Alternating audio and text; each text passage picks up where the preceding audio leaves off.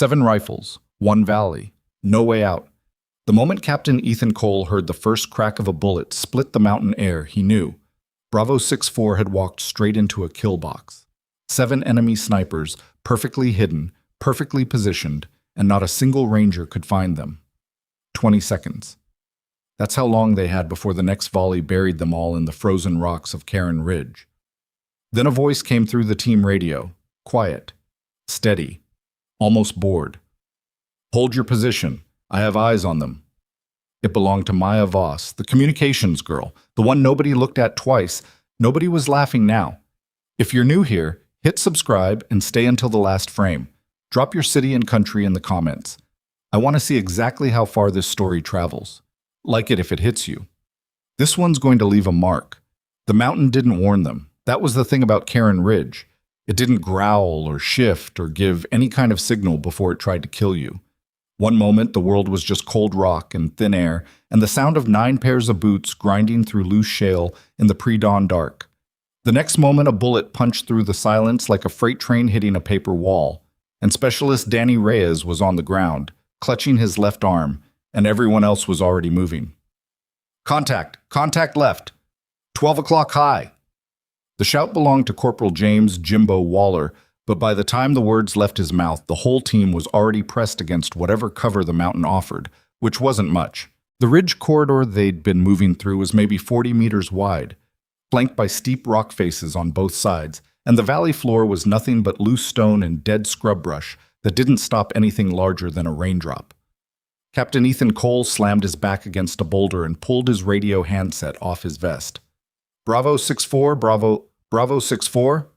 Contact report, Karen Ridge Corridor, Grid Mike Tango 7-7. Taking fire from elevated positions, at least 2 shooters, direction unknown. Over.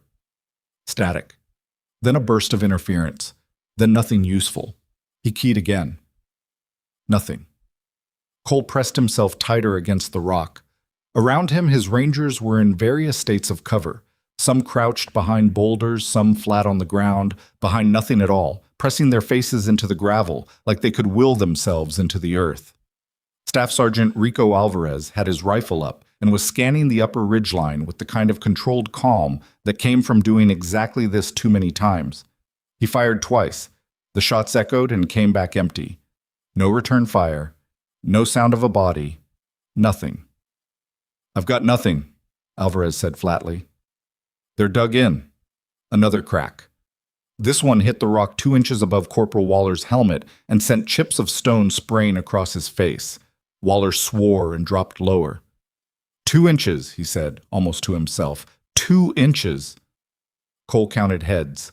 9 rangers. 1 casualty. Reyes was conscious, arm wound, not arterial. 8 effective. The team's designated marksman, Sergeant Noah Bennett, had already shifted to the far edge of a large rock outcropping and was methodically scanning through his rifle scope, sweeping the ridge lines in slow, deliberate arcs. "Bennett? What do you see?" "Nothing." Bennett's voice was tight. "And that's the problem." Cole understood immediately. A sniper who's hard to find is dangerous.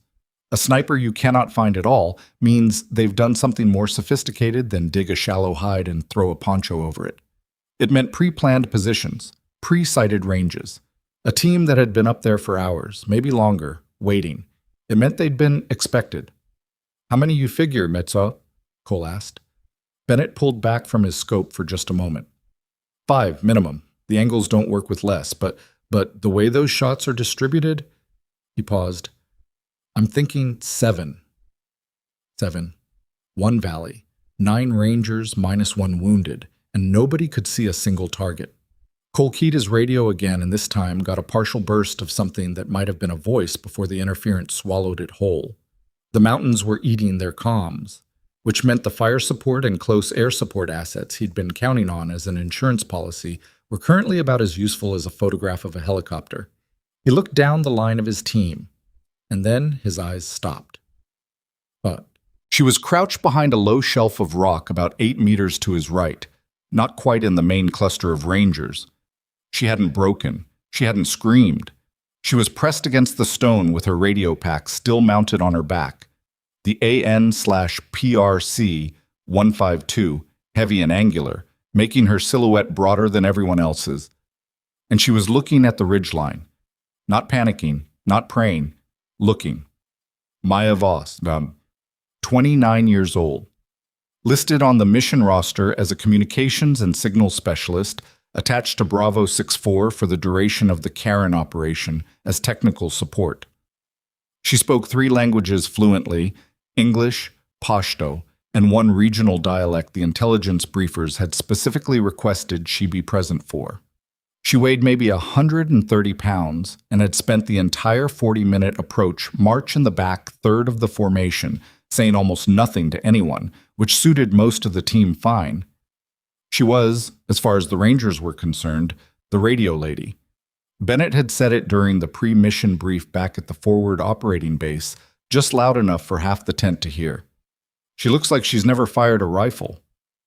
Nobody had disagreed. Cole watched her now.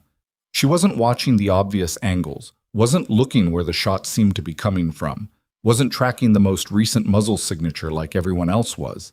She was looking higher, further left. At a section of ridgeline that from Cole's position looked like nothing but gray rock and shadow, another shot snapped overhead. Waller swore again. Alvarez returned fire into the dark and got nothing back. Cole made a decision. He low-crawled 3 meters to his left, came up beside a boulder and keyed his short-range radio. "Voss? Talk to me. What are you looking at?" A pause. Not long. Maybe 2 seconds. The third rock formation from the northern end of the left ridgeline. There's a natural overhang about 60 meters up. Something reflected there just for a second. Not metal reflection. Scope reflection. Partial. Cole looked. He couldn't see it.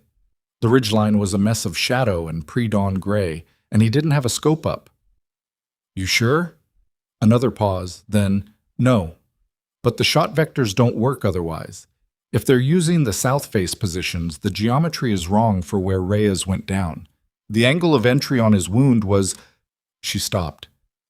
"I think that's one of 7 positions." Cole stared at her.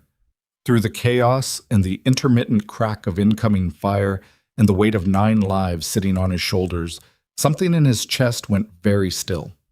The angle of entry on his wound. He'd been in combat for 11 years. He knew what that phrase meant and where it came from and what kind of person said it automatically, without thinking, because it was simply the first variable their brain reached for. She wasn't looking at him. She was still watching the ridge. "Voss?" he said carefully. "What's your background?" She didn't answer right away. A bullet sparked off the rock 3 feet to her left, and she didn't flinch, just shifted her weight slightly, like she was adjusting for wind. "Communications," she said. It wasn't exactly a lie. It just wasn't everything. The mission brief had been delivered in a canvas tent at FOB Keller, a forward operating base that smelled like diesel fuel and unwashed gear, and the particular anxiety of men preparing to go somewhere bad. The tent was lit by a pair of battery-powered lanterns that threw everything into a yellow half-dark, and the fold-out table in the center was covered with satellite imagery and hand-drawn tactical overlays. Major Dennis Hargrove, the senior intelligence officer for the operation, had walked them through it with the brisk efficiency of a man who'd given the same brief too many times. Objective: Karen 7.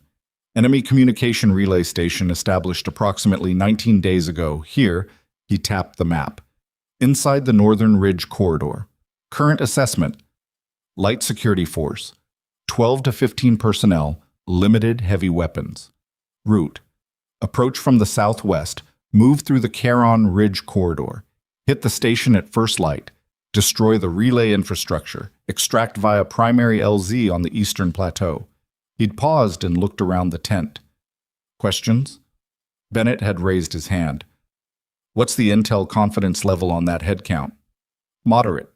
Which everyone in the tent knew meant we think so, but we're not certain, and also meant plan for more.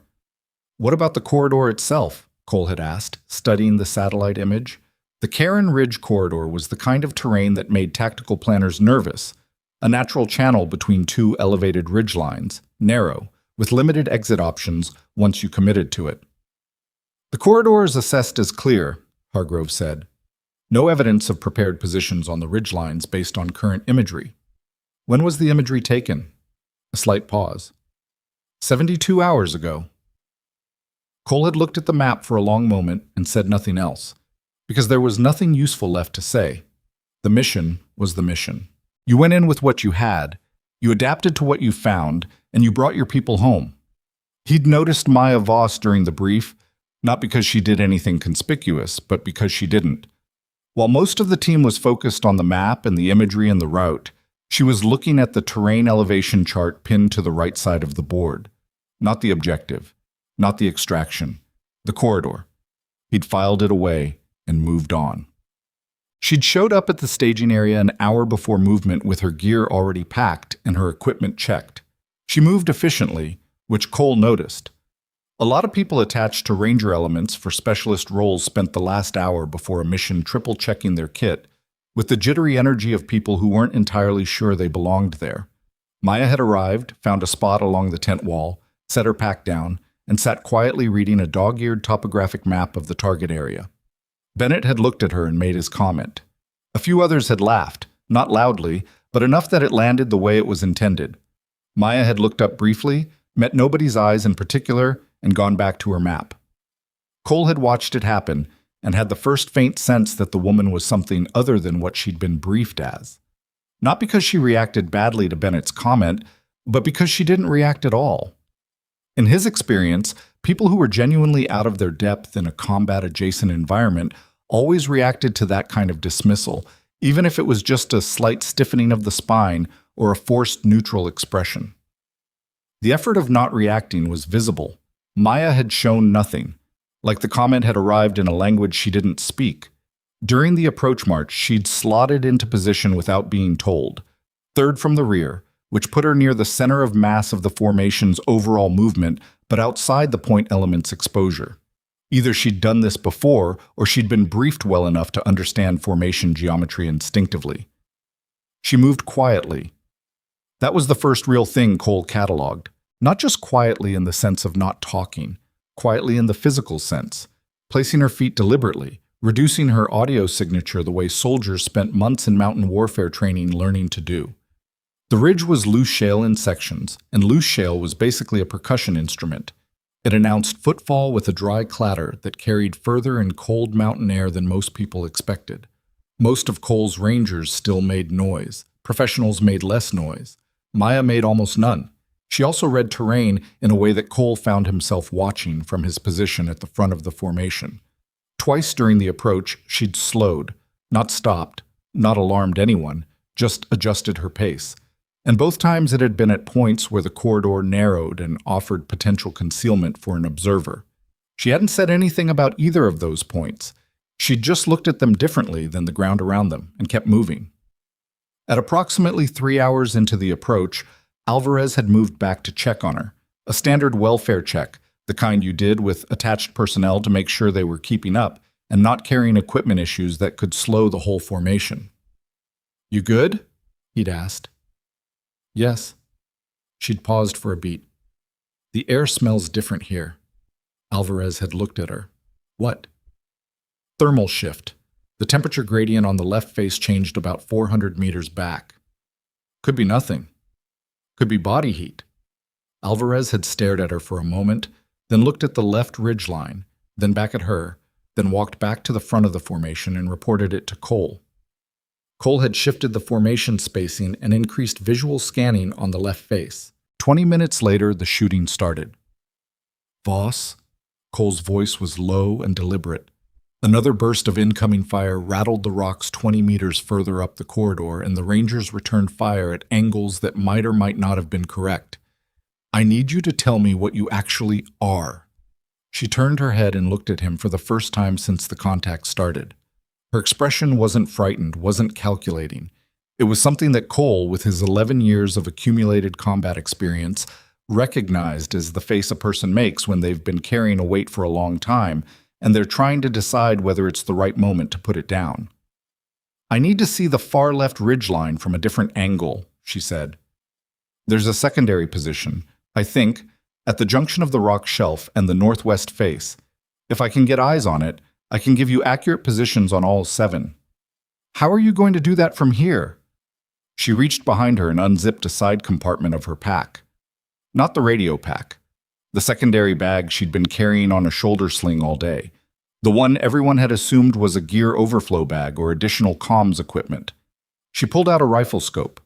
Not a rifle, just the scope wrapped in a soft-sided case with the windage and elevation data chart folded flat against the outside. A Schmidt and Bender 5 to 25 times 56 PM2. Cole recognized it immediately, the way you recognized expensive precision equipment that had been used and cared for and used again over years. The glass was unmarked. The turrets had witness marks. Bennett, from his position 6 meters away, looked over and went very still. "That's a sniper scope," he said. Maya looked at him. "Yes." "Well, why do you have a—" "Because I needed it." She turned back to Cole. Behind her, Reyes was being treated by the team's medic, Corporal Aaron Fisk, who'd gotten a tourniquet on the arm wound and was now focused on keeping Reyes conscious and talking. The incoming fire had momentarily paused, the enemy snipers apparently content to hold their positions and let the Rangers bleed out slowly rather than expend ammunition on shots they couldn't guarantee. Which told Cole something important. The people on the ridgeline were patient, disciplined. This wasn't a hasty ambush thrown together by a militia with 2 weeks of trigger time. This was an operation. Someone had planned this corridor trap specifically for a team like his. 7 positions, Cole said. "You're certain?" 6 certain. 1 probable. She was already scanning the upper ridgeline with the scope, lying flat against the rock shelf, making herself as narrow as possible. "The probable is the one I need a different angle to confirm." "And if you can confirm it?" She lowered the scope, looked at him directly. "Then I can take all of them." Cole stared at her. The mountain was cold and the light was still bad, and his team was pinned down in a kill box, and he was looking at a woman he'd been told was a communications specialist who had just offered to engage 7 confirmed sniper positions with, as far as he could see, no rifle. "With what?" he said. "You don't have a long gun." She held his gaze for exactly 1 second. Then she looked at Bennett. Sergeant Noah Bennett had been Bravo 6-4's designated marksman for 3 years. He was good at his job. Not exceptional, not the kind of shooter whose name got passed around training schools as a reference point, but solid and reliable and composed under pressure, which in Cole's experience was worth more than exceptional on 9 days out of 10. His rifle was an M110A1, compact semi-automatic sniper system, tuned to his preferences, zeroed at his hands, fitted with a suppressor that was currently doing something at least, because the enemy shooters didn't have a clean audio fix on his position. Bennett looked at Maya, looked at the scope she was holding, looked at Cole. "Sir," he said. The word carried roughly 17 different things inside it. "Bennett," Cole said, "she wants my rifle." "I know what she wants. I know what she looks like." Cole looked at Maya. "If she's wrong, we're in the same position we're in right now. If she's right—" He didn't finish the sentence. He didn't need to. Bennett held Cole's eyes for a long 3 seconds. Then he looked at Maya again. She wasn't watching either of them. She was back on the scope, flat against the rock, cataloging the ridge. "If she damages my glass," Bennett said finally, "I'm putting in a requisition." He passed her the rifle. Tick. Maya took it without ceremony. She checked the bolt, checked the chamber, confirmed the 0 marks on the scope turrets. Her hands moved through the process, the way hands moved when they'd done something so many times the sequence lived in muscle rather than memory. Quick, economical, nothing wasted. Bennett watched her, and something shifted in his expression. Not quite respect yet. More like the recalibration that happened when your model of a situation turned out to be wrong in a direction you hadn't anticipated. Cole got back on the radio. The comms were still degraded, but he managed to reach the forward element at FOB Keller in fragments, enough to relay their grid and indicate they were in contact and requesting support assets, not enough to get a meaningful response back. The mountains were doing what mountains did to radio waves, which was mostly eat them. He looked at his team. Alvarez and Waller were maintaining suppressing fire on the most probable enemy positions. Still blind, still educated guessing. The other Rangers were holding, conserving ammunition, keeping their heads down. Reyes was stable, but out of the fight. 8 effective, against 7 confirmed and 1 probable sniper. Maya was lying prone behind the rock shelf. The M110 settled into her shoulder. The bipod deployed, her body organized into the position the way a body organized itself when the position was completely familiar. She'd adjusted the scope turrets twice already. Small corrections, done by touch without looking at them. Cole watched her breathe.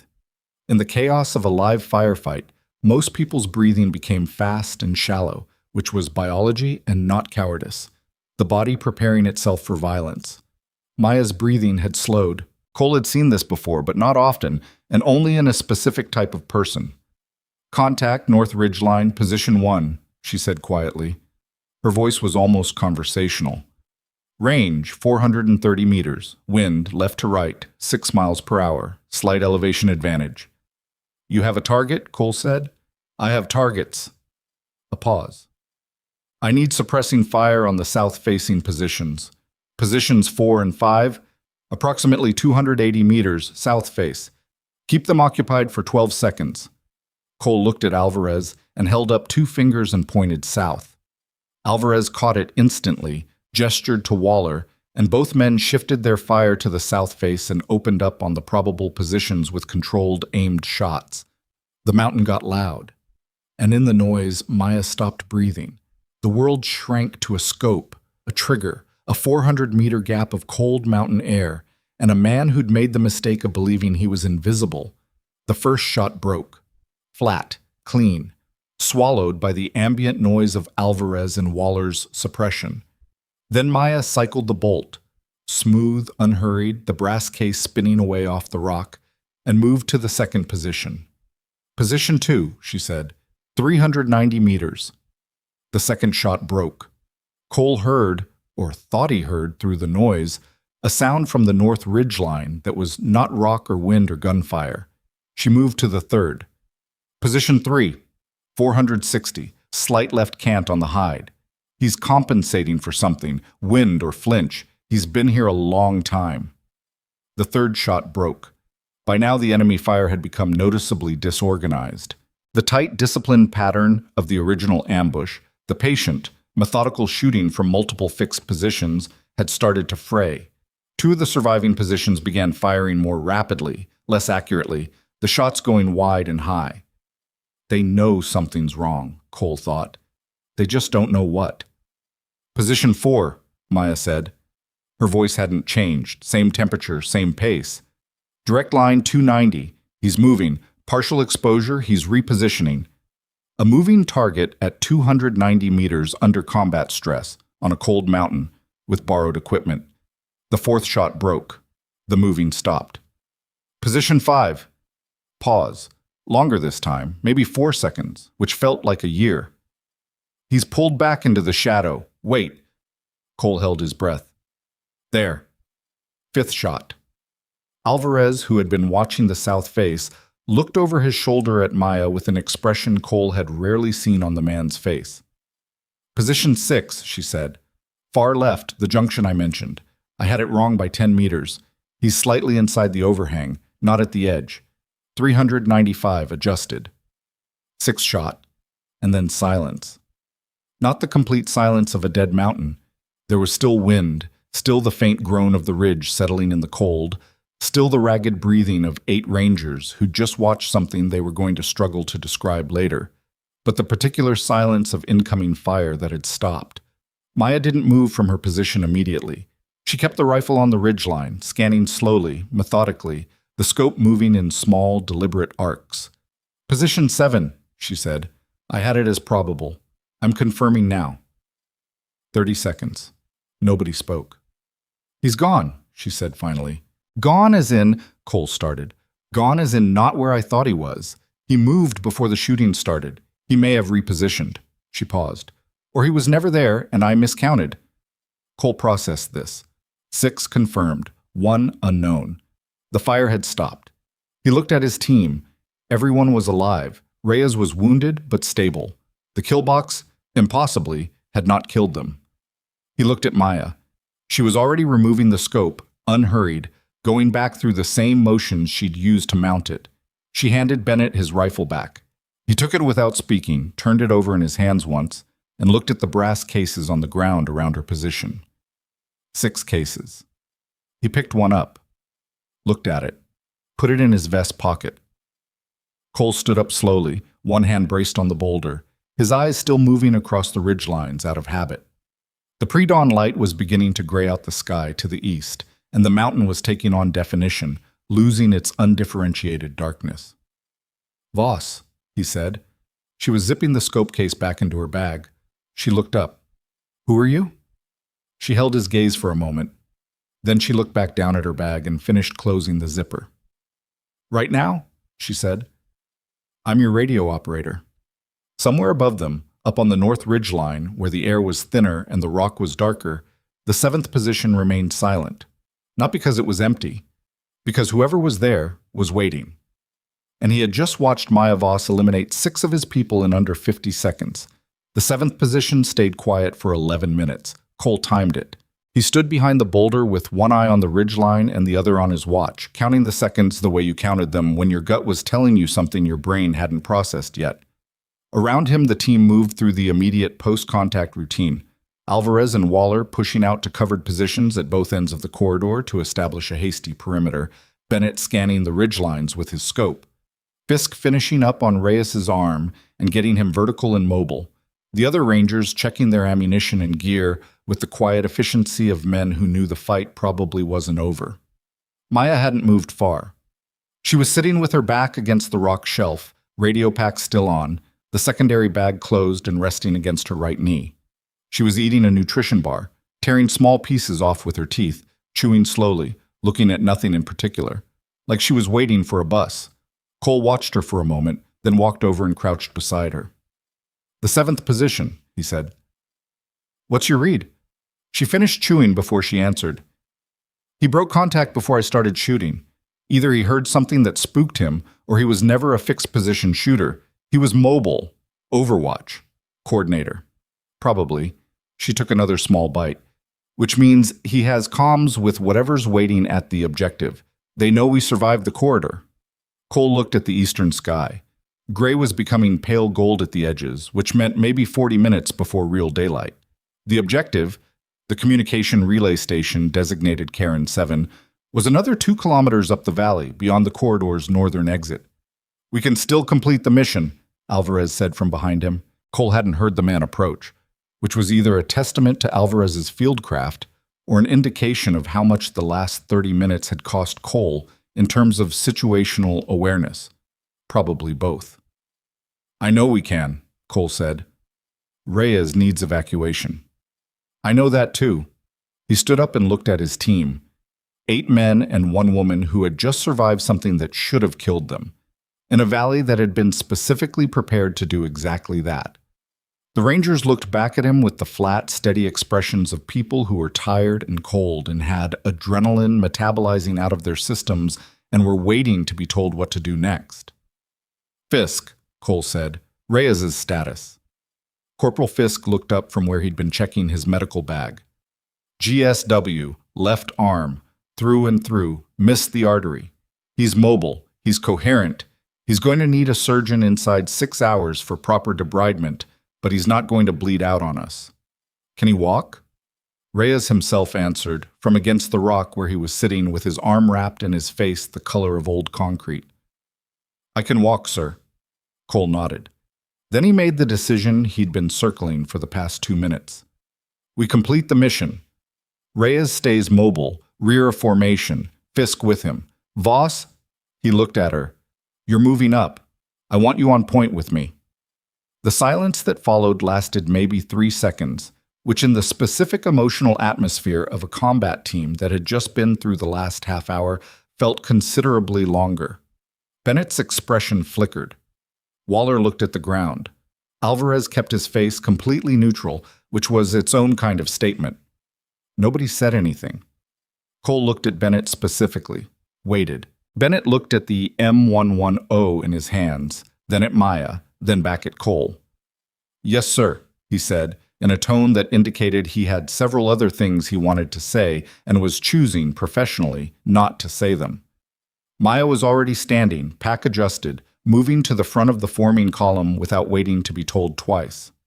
The 2 kilometers to Cairn 7 took 45 minutes. The corridor opened up past its northern exit into a wider mountain valley, more exposed, more visibility in both directions, which cut both ways. The dawn light was coming in properly now, turning the rock faces amber and copper, and Cole could see the terrain ahead in enough detail to make him progressively more uncomfortable with every 100 meters they covered. The intelligence brief had described Cairn 7 as a communications relay station, a set of antennas and hardened equipment shelters, modestly defended, sitting on a flat shelf of ground approximately halfway up the valley's eastern face. The imagery had showed a main structure, 2 secondary structures, and what appeared to be a single guard post on the northern approach. What the imagery had not shown, because the imagery was 72 hours old, and 72 hours was apparently enough time to change things considerably, was the second guard post on the western flank, or the reinforced fighting position dug into the rock face above the main structure, or the fact that the antenna array had been supplemented with equipment that looked, from Cole's current position through his binoculars, significantly more sophisticated than what a modest communications relay station typically required. "That's not a relay station," Alvarez said quietly from beside him. "No," Cole agreed. "It's not." They were lying prone behind a low ridge of rock about 400 meters from the objective, watching through optics as 3-man patrol rotated around the perimeter with the kind of spacing and timing that came from professional military training rather than militia habit.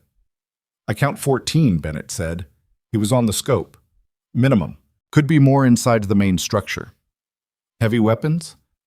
"1 PKM on the northern fighting position. Can't confirm the western flank from here." Cole processed the math. 9 Rangers, 1 with a significant arm wound. 14 confirmed enemy, potentially more, in a reinforced position with crew-served weapons and prepared defenses.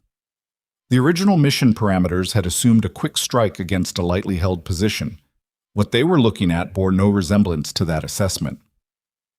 He rolled onto his back and looked at the sky for a moment, which was something he did when he needed to think and didn't want anyone to see him thinking.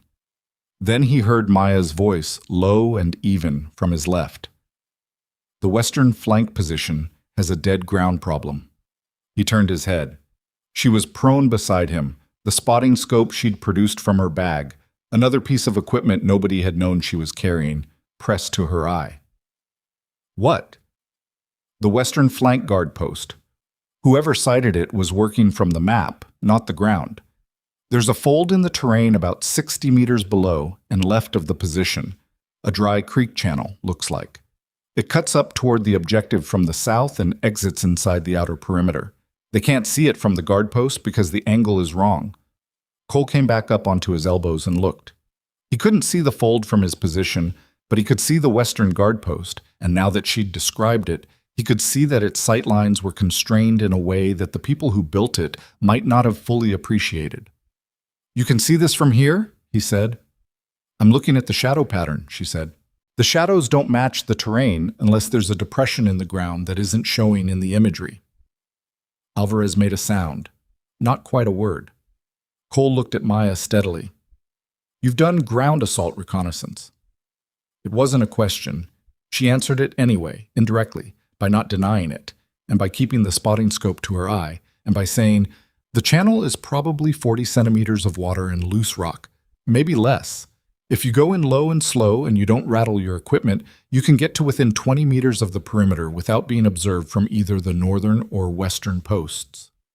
"How long does that route take?" "From our current position, 25 minutes, maybe 30 if you're carrying heavy." Cole looked at his team, then he looked at Maya again. "Why do you know that?" She lowered the scope, met his eyes directly in a way she hadn't quite done before. Not confrontational, not evasive, just direct. The way a person looked at you when they were deciding how much of a truth to give you. "Because I used to do this for a living," she said. Salt. They sat with that for a moment. The mountain did what mountains did, which was nothing. It just waited, cold and indifferent, while the people on it sorted themselves out. Bennett was the one who spoke first. He'd moved up beside Cole during the reconnaissance and had been listening, and his voice had a careful quality to it now, like a man removing a nail from a board he doesn't want to split. "What does 'used to do this' mean exactly?" Maya looked at him. "It means I'm not doing it anymore. And yet here you are." "Here I am." She turned back to the objective, spotting scope back up. "The patrol on the north side is on a 7-minute rotation. The overlap point, where both the northern post and the main structure can observe simultaneously, is about 4 seconds long at the center of the approach path. If you time the creek channel entry to start when the northern patrol begins its return leg, you can be inside the perimeter before they complete the rotation." Bennett stared at her. Cole watched him stare at her. There was something happening behind Bennett's eyes, a recalibration more substantial than the one at the rock shelf, because this wasn't just she can shoot. This was she is reading a military defensive position at a level of detail that takes years to develop. "How many times have you done something like this?" Bennett said. "Enough." "That's not an answer." "I know." Cole put his hand on Bennett's shoulder briefly, a signal, not a reprimand. And the marksman pulled back and went quiet. Cole turned to Maya. "I need more than enough," he said. "Not because I'm curious, because I'm about to put my team into a drainage channel based on your assessment of a defensive position you looked at for 4 minutes through a spotting scope. I need to know how much weight to give your judgment." The wind picked up for a moment, moving across the valley floor and lifting grit from the rock surface, and Maya turned her face slightly into it, the way people did when they were thinking rather than as a physical reaction. Then she said, "I spent 6 years doing close target reconnaissance and direct action. Before that, 2 years in selection and training. I left the unit 3 years ago." "What unit?" A pause that was not quite long enough to be significant, but was long enough to be noticed. "One that doesn't have an official name." Cole looked at her for a long moment. Then he said, "You're JSOC." She didn't confirm it. She didn't deny it. She put the spotting scope back up to her eye and said, "The patrol is starting its return leg now. If you want to use the channel, you have about 40 seconds to make the decision." Cole looked at Alvarez. Alvarez looked at him. Between them passed the kind of communication that 11 years of working with the same man compressed into about a second and a half of eye contact. Cole got up into a low crouch. "Bennett, Waller, you're with me and Voss. Alvarez, you hold this position with the rest of the element. Maintain eyes on the northern post. If this goes wrong, you get Reyes out, you get everyone out. Do not come in after us." Alvarez held his gaze. "Understood. If we take the position, we'll signal with 2 clicks on channel 3. Then you bring the rest of the element up."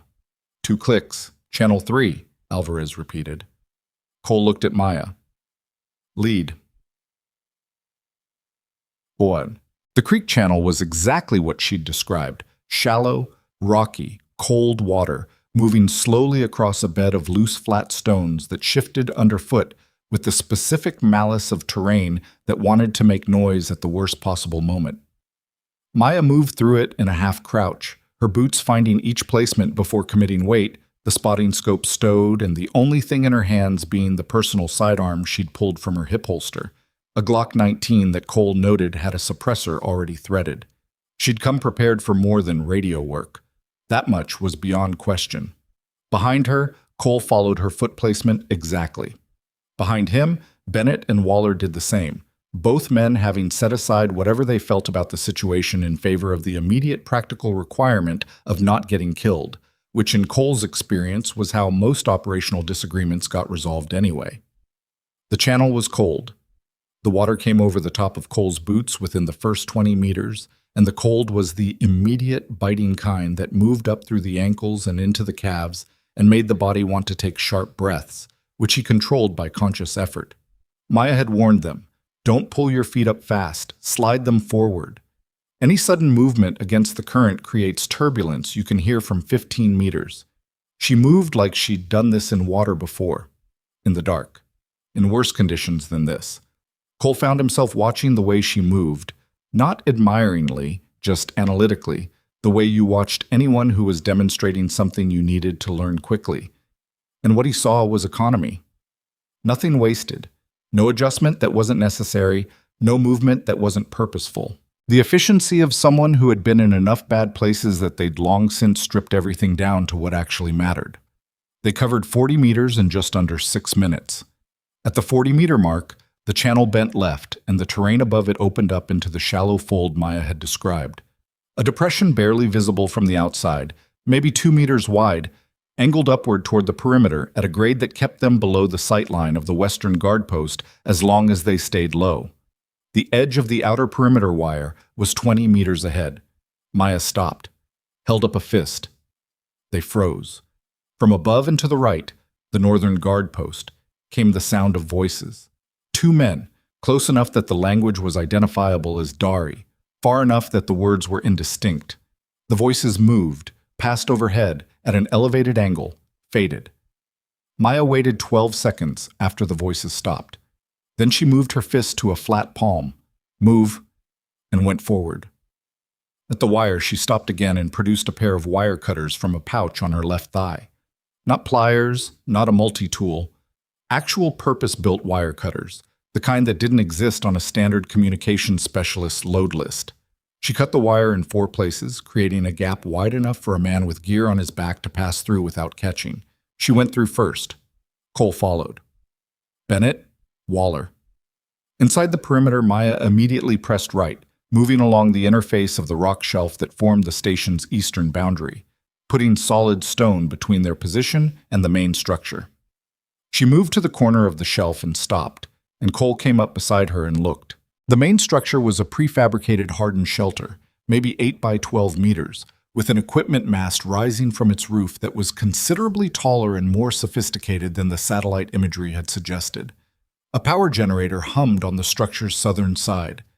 2 men in cold weather gear stood outside the shelter's main entrance, rifles slung, talking with the relaxed body language of people who had just received information that made them feel secure.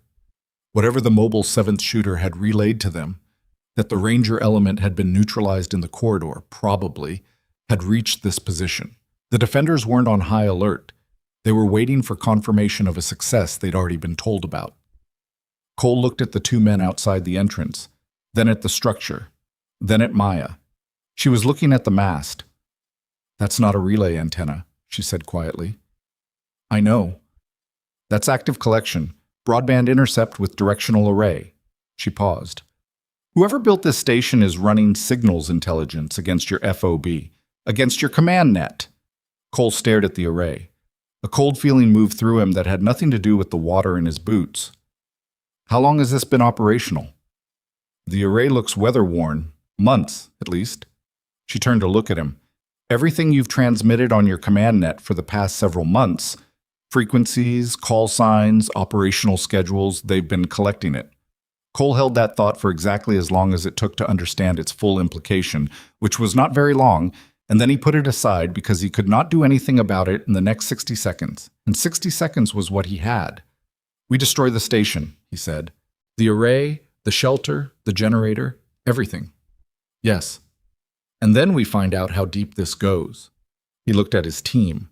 Bennett and Waller at his back, both listening, both with the tight expressions of men who'd just been told that the problem was larger than they'd been briefed on. "But that's later. Right now, we do the mission." He looked at Maya. She was already watching the patrol rotation on the northern post, timing it, her lips moving slightly as she counted. 2 minutes, she said. "When the northern patrol turns, you have the entrance guards isolated for approximately 45 seconds. Clear the entrance, move the team in, set the charges, and be at the wire before the patrol completes the rotation." "You're giving me a tactical plan. I'm giving you an option." She met his eyes. "You're the team leader." Cole looked at the station, at the 2 men at the entrance, at the antenna array that had been listening to his unit for God knew how long, at the team behind him. "Bennett, Waller, entrance guards, suppressed, sequential, on my mark. You have the timing." Both men nodded. "Voss," Cole paused. "Stay close." She didn't answer, just moved up to the corner of the rock shelf and waited. The mountain was still. The generator hummed. The 2 men at the entrance were laughing at something, unaware of the four people 15 meters away in the shadow of the eastern rock face. Cole watched the northern patrol. Counted. One man appeared at the far edge of the post, beginning his return leg, which meant the overlap blind spot was opening, which meant the window was starting, which meant, "Mark," Cole said. Bennett fired once. Waller fired once. The two sounds were separated by maybe a quarter second, and both were swallowed by the suppressor and the ambient noise of the generator, and both men at the entrance went down in the specific boneless way that meant they weren't getting up again. Cole was already moving. And then everything went sideways. The main structure's door opened from the inside. Not the entrance they'd been watching, but a secondary door on the eastern face that the imagery had not shown, and that none of them had known about. And a third man stepped out carrying a water container and wearing the expression of someone who had absolutely not expected to walk into whatever this was. He looked at Cole. Cole looked at him. The man opened his mouth. Maya was closer. She covered the distance in 2 steps and hit him with the base of her palm under the chin, sharp, controlled, enough to knock him backward through the doorway. He went down hard inside the structure, and she went in after him, and there was a brief sound of movement and then silence. Cole, Bennett, and Waller were through the door in the next 3 seconds. Inside the shelter, Maya was standing over the man on the floor, who was unconscious. She had her Glock up, sweeping the rest of the space in a smooth arc. Cole came in beside her and did the same. One more person, a technician, unarmed, sitting at an equipment console with headphones around his neck, had come up out of his seat at the sound of the man hitting the floor. He was standing with his hands raised and his eyes wide, and the expression of someone whose morning had taken a direction he hadn't anticipated. "Down," Cole said. "On your knees." The technician went down. Cole swept the rest of the shelter. Clear. He moved to the equipment console and looked at what the technician had been monitoring. The screens showed frequency bands, signal intercepts, a log of transmissions recorded and time-stamped going back. He scrolled quickly. 8 months. 8 months of his unit's operational communications. He stood there looking at it for 3 seconds. "Set the charges," he said. Waller was already moving to the equipment racks with a block of C4 and a timer. Bennett was at the door, watching the approach path, calling the all-clear signal quietly back to Alvarez on Channel 3. Cole looked at Maya, who was standing in the center of the shelter looking at the equipment with an expression he couldn't entirely read. Not satisfaction, not relief.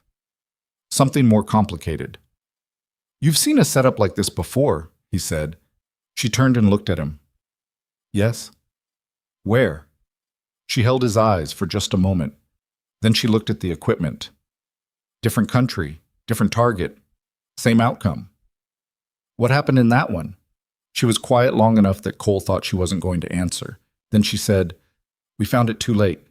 She said it in the flat, careful tone of someone who had learned to carry certain memories by wrapping them in as few words as possible, because more words made them heavier. Cole recognized it because he'd heard it from enough people who'd been places and done things that cost something after, in the hours when there was nothing left to do but sit with what you'd seen. He didn't push. 2 minutes, Waller said from the equipment racks, having set the timer. "We need to move." They moved. Out through the eastern door, back across the interior of the perimeter, through the cut wire, back into the creek channel, this time not worrying about noise because time was the variable now, and up the valley floor toward the holding position where Alvarez waited with the rest of the team. Cole hit the radio on the run. "Bravo 6-4 charges set, timer 2 minutes, clear the western approach, we are moving to rally point." The explosion, when it came, was bigger than it should have been. Not just the C4. Something inside the shelter had cooked off with it, some additional charge or fuel source or equipment they hadn't identified, and the main structure came apart not in one controlled detonation, but in a sequence. 3 distinct blasts, each one lifting the structure a little further, the antenna mast toppling sideways in the third blast and taking a section of the rock shelf with it as it fell. The sound rolled across the valley and bounced off the ridge lines and came back again, doubled and distorted, and rocks rained down on the valley floor for almost 15 seconds afterward. Cole was flat on the ground with his arms over his head when it stopped. He came up, did a head count. Everyone there, everyone moving, nobody hit by the debris. He looked back at the objective. Where Karen 7 had been, there was a burning foundation and a rising column of dark smoke and a toppled mast lying across 40 meters of valley floor. Then Alvarez appeared at his shoulder. "We've got a problem," Alvarez said. Cole looked at him. "I picked up a transmission on the enemy net 2 minutes ago. Fragmentary. I could only catch part of it." "What part?" Alvarez's expression didn't change, which meant whatever he was about to say was the kind of news a good sergeant delivered calmly and without editorial comment so his officer could think clearly. "Someone was coordinating the ambush from outside the valley, outside our operational area. The transmission had a call sign. Just a number, 6 digits. He paused. "I've heard that call sign before, sir, 14 months ago. On a different operation, different mountain range." Cole stared at him. "You're sure?" "I wrote it down then because it was unusual. 6-digit numeric call signs aren't standard. I still have the note." He looked steadily at Cole. "This wasn't a local operation. Somebody coordinated that ambush specifically against us. They knew we were coming." The wind moved across the valley. The fire at the objective crackled and popped. Cole turned slowly and looked at Maya, who was standing 4 meters away, her pack adjusted and her gear squared away, watching the smoke with an expression that was very still, very contained, and entirely unreadable.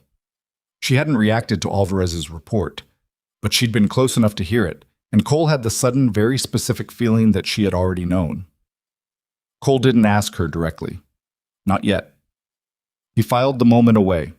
The stillness in her face when Alvarez delivered the news about the call sign, the way her eyes had stayed on the smoke rather than moving to the person speaking, the particular quality of her silence that was different from the silence of someone processing unexpected information. And he moved his team. That was the job. You cataloged what you didn't understand, you kept it where you could find it later, and you moved. "Rally point echo," he said. "Formation standard, Voss 3rd, Bennett rear. Move." They moved. The valley offered better cover on the eastern side. A broken series of rock formations that ran roughly parallel to the approach route and gave the team a screened corridor back toward the corridor exit. Cole pushed the pace harder than he normally would have with a wounded man in the element, but Reyes was keeping up, jaw set, arm immobilized against his chest, doing what Rangers did when the alternative was slowing their team down in a place where slowing down had consequences.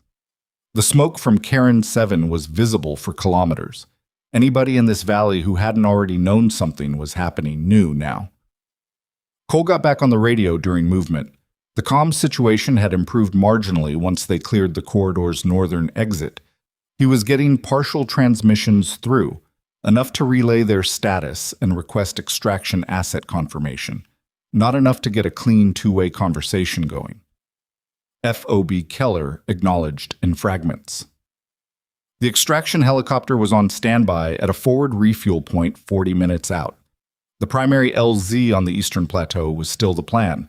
The Eastern Plateau was 3 kilometers from their current position, 3 kilometers of open mountain terrain with a 7th shooter still unaccounted for, an enemy network that had known they were coming, and a woman in his formation who was carrying information she hadn't volunteered.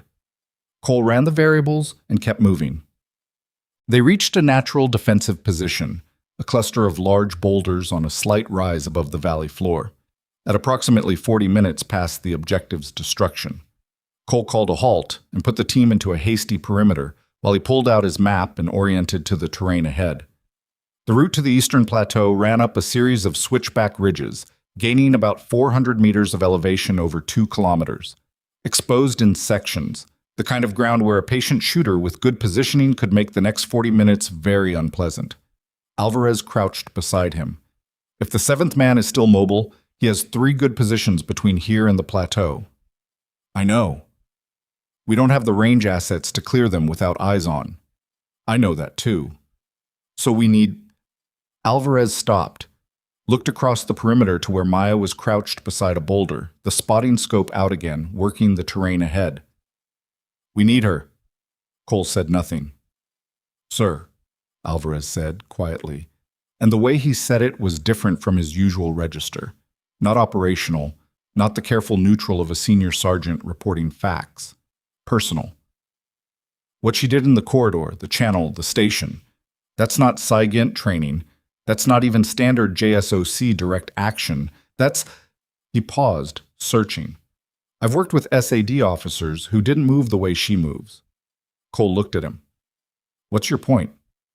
My point is, she knows more about what we walked into today than she's told us. And I want to know whether that's a problem before we put her on point for the next 3 kilometers. It was a fair thing to say. Cole knew it was fair, which was why he sat with it for a moment before answering. If she wanted us dead, we'd be in that corridor right now, he said. All of us. Alvarez considered this, nodded slowly. Fair? So she's not the threat? No, but she might know who is. Cole looked across the perimeter at Maya. She had the scope on the middle ridgeline now, working it in slow, methodical sweeps, and she'd been at it for 4 minutes without stopping, which meant she was either finding nothing or building a picture that required patience. He stood up and walked over to her. She heard him coming, didn't lower the scope. The call sign Alvarez mentioned, Cole said, keeping his voice low. Kilo 776491. You've heard it. A pause that was just slightly too deliberate to be natural. Then she lowered the scope. Yes, she said. Cole crouched beside her, looked at the terrain ahead rather than at her, because sometimes a lateral line of sight made these conversations easier. When? 18 months ago. She kept her own eyes forward.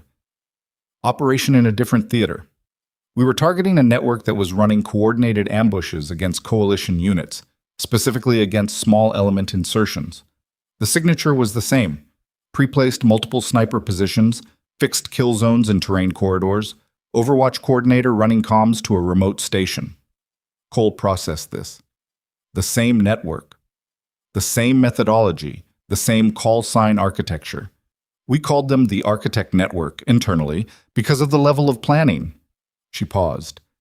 We disrupted their logistics chain and eliminated 2 of their planning cells. We thought we'd broken the operation. Clearly not.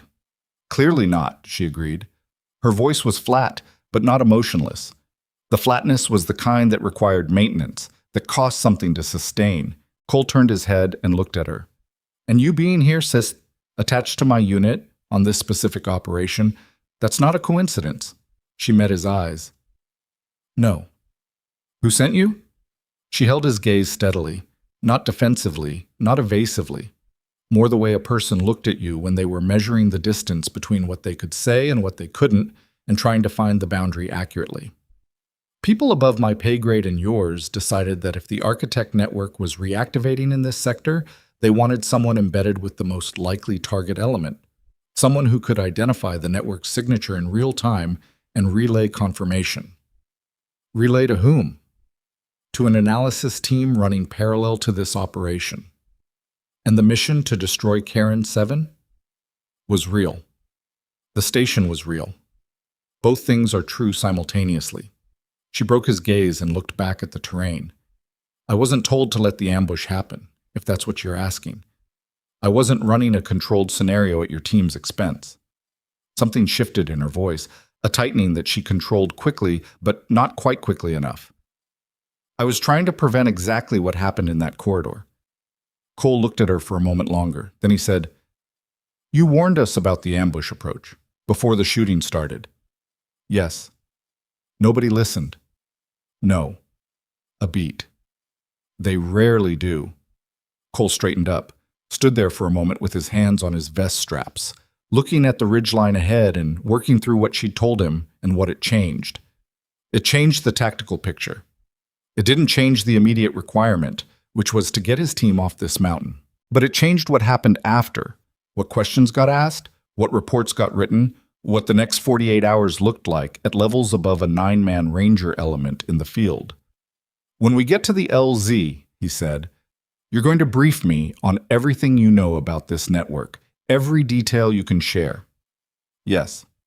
And you're going to have a conversation with my battalion S2 that I suspect is going to be uncomfortable for several people. Also, yes. Cole nodded, looked at the team. Right now I need you on the ridgeline above the southern switchback. If the 7th man has a position on the route to the plateau, I want to know before my team is inside his range. Maya picked up the spotting scope. That's why I've been watching it for the last 6 minutes, she said, without particular emphasis.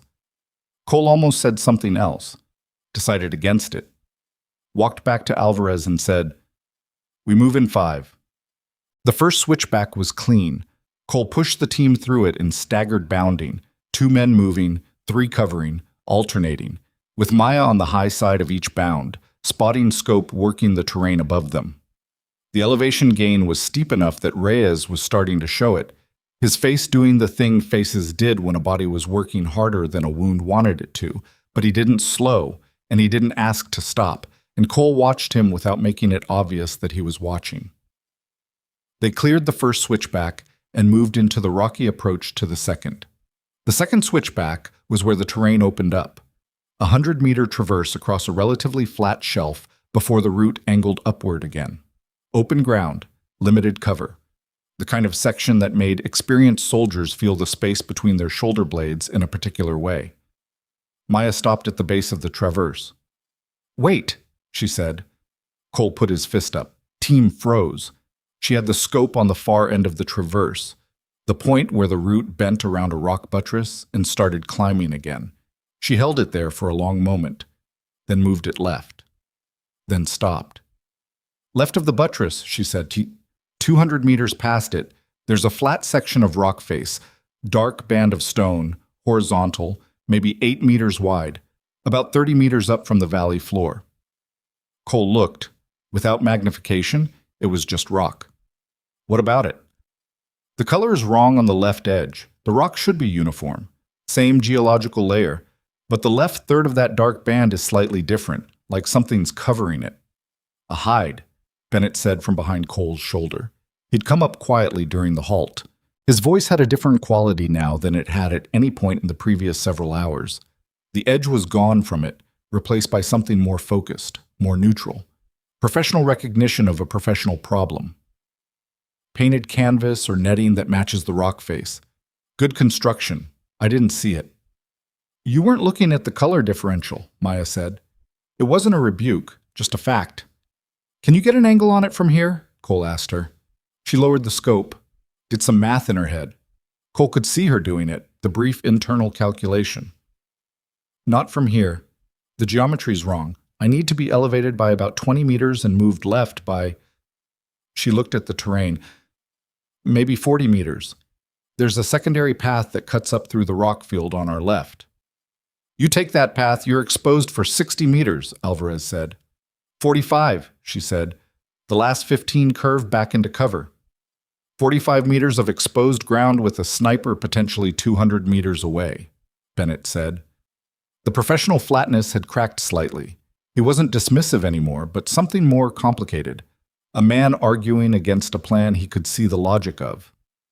"If he's in the hide, he's not moving," Maya said. "Fixed position. His angle on that secondary path is constrained by the hide's orientation. It's facing the main traverse, not the left flank. I'll be inside his dead ground for most of the approach." "Most," Waller said from the back. The first word he'd contributed to a tactical discussion all day. "Most," Maya confirmed. Cole looked at the path, at the hide, at Maya. "If you're wrong about the dead ground, then you'll know exactly where the shooter is," she said, "and you'll have Bennett." A silence that had several things inside it moved through the small cluster of rangers. Cole felt it. The shift in the room, except there was no room. Just a cold mountain and 100 meters of open ground, and a potential sniper 200 meters beyond it. Bennett made a sound. Not a word. The sound a man made when he was recalculating something he'd been certain about, and finding the new answer uncomfortable. "I can provide covering fire on the hide position," he said, not offering to take the path himself, not arguing against her taking it, just repositioning to where he was useful. "If he breaks position to acquire you, I'll have him." Maya looked at Bennett. Something passed between them. Not warmth exactly, but the specific acknowledgement between two professionals who've arrived at a working arrangement through necessity rather than choice. "Keep your first round high right of the hide," she said. "Force him to shift left if he moves. That puts him into my field of view from the elevated position." Bennett stared at her. "You're going to shoot back from the approach path?" "If he shows." "With what? The Glock?" She looked at him evenly. I was hoping to borrow your rifle again. The silence this time was different, shorter. Bennett unshouldered the M110 without another word and handed it to her. He held on to it for just a fraction of a second longer than necessary before releasing it. Not reluctance, something else. An acknowledgement that Cole couldn't quite name. Maya took it, ran the same check she'd run in the corridor, bolt, chamber, turrets, and adjusted the scope for the range she was working with. She did this standing in the open with the calm of someone completing a task that required attention but not anxiety. 2 minutes, she said. Then she moved. Cole watched her through his binoculars. She moved up the secondary path with the same economy she'd used in the creek channel. Low, controlled, her feet placed rather than stepped. The rifle carried in a two-handed grip across her chest rather than at the shoulder, which kept her profile narrower. The exposed section began at meter 15. She didn't speed up when she hit it, didn't slow down either, just kept the same pace, the same body angle, the same controlled quiet. Beside Cole, Bennett had the M110's backup glass, a compact spotting scope he'd been carrying in his kit, on the hide position, watching for movement. Nothing, he said quietly. Position looks static.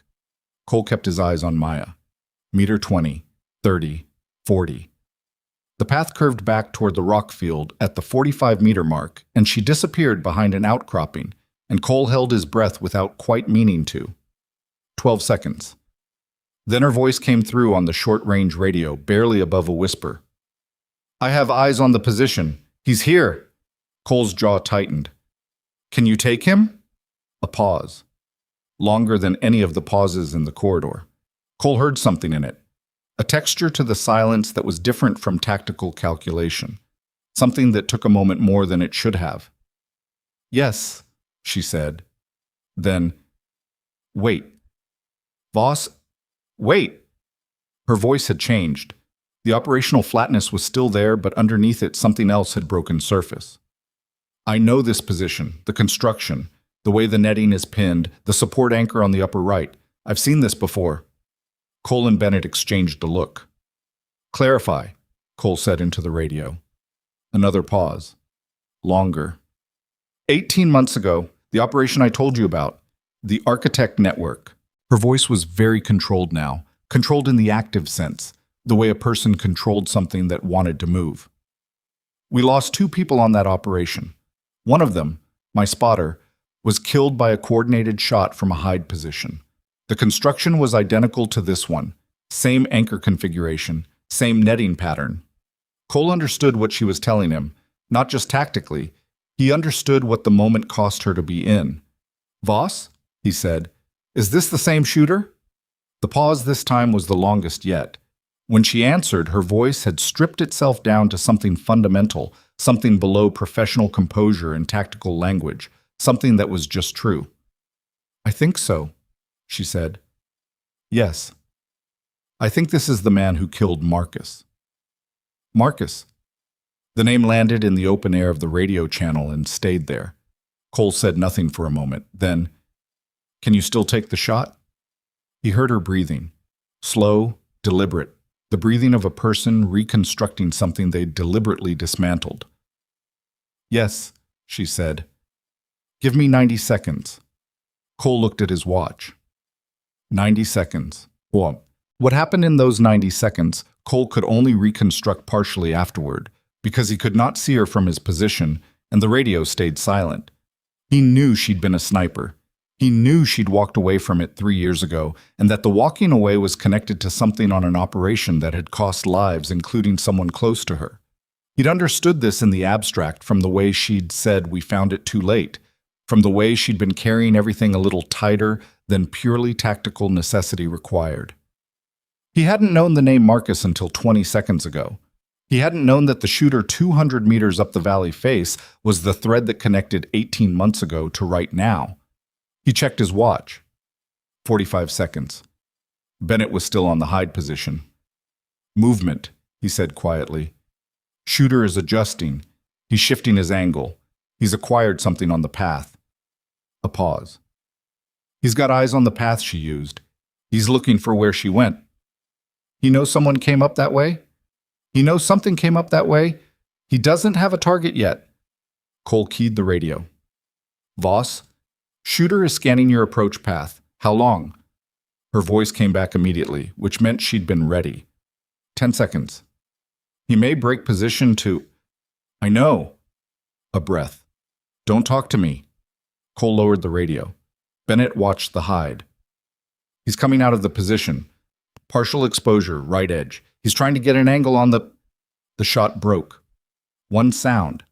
Flat. Clean. The specific flat crack of a suppressed rifle working at its effective range. A sound that traveled across the mountain and came back from the far ridge wall a half-second later as a ghost of itself. Bennett's spotting scope stayed on the hide for a long moment. He's down, Bennett said. His voice had gone very quiet. Center mass exposure when he broke cover. She had the angle. She had him the whole time. Nobody spoke. The mountain was very still. The wind moved through the valley in a long, low sound that wasn't quite silence but was the closest thing to it this place offered.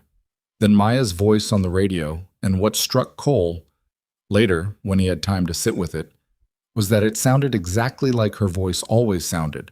Flat, controlled. 3 years of learning to carry a particular weight, and you learned to carry it even when it broke. Path is clear, she said. You can move the team. Cole stood up, looked at his rangers, looked at Alvarez, who looked back at him with an expression that required no interpretation. Move, Cole said. They moved. When they reached the elevated position and Maya came back into view, she was standing at the edge of the rock outcropping with Bennett's rifle at her side and her eyes on the valley below. The hide position was behind her and she wasn't looking at it.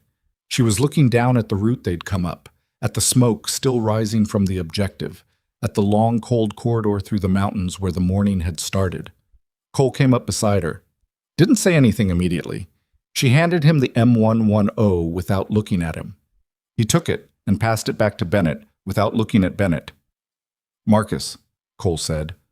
Corporal Marcus Webb. She kept her eyes on the valley. My spotter. 2 tours together before the architect operation. He was 26. Cole nodded. I missed the shooter's position that day, she said. We'd been scanning the target building for 4 hours and I called it clear. Gave Marcus the all clear to advance. The shooter was in a blind spot I hadn't accounted for. A hide I should have seen. She paused. He was dead before I understood what had happened. Cole looked at the valley. And you left the unit after. I left the rifle after. The unit came later. A beat. You can't be a sniper if you don't trust your own eyes anymore. And I didn't. Not for a long time. Cole said, You trusted them today. She turned and looked at him.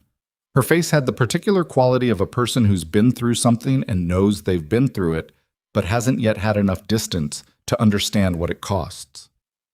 Yes, she said, and the position you called clear today, when you said you counted 7 and the 7th was probable and you weren't certain, she held his eyes. That bothered me more than you know. I know, Cole said. That's why I believed you.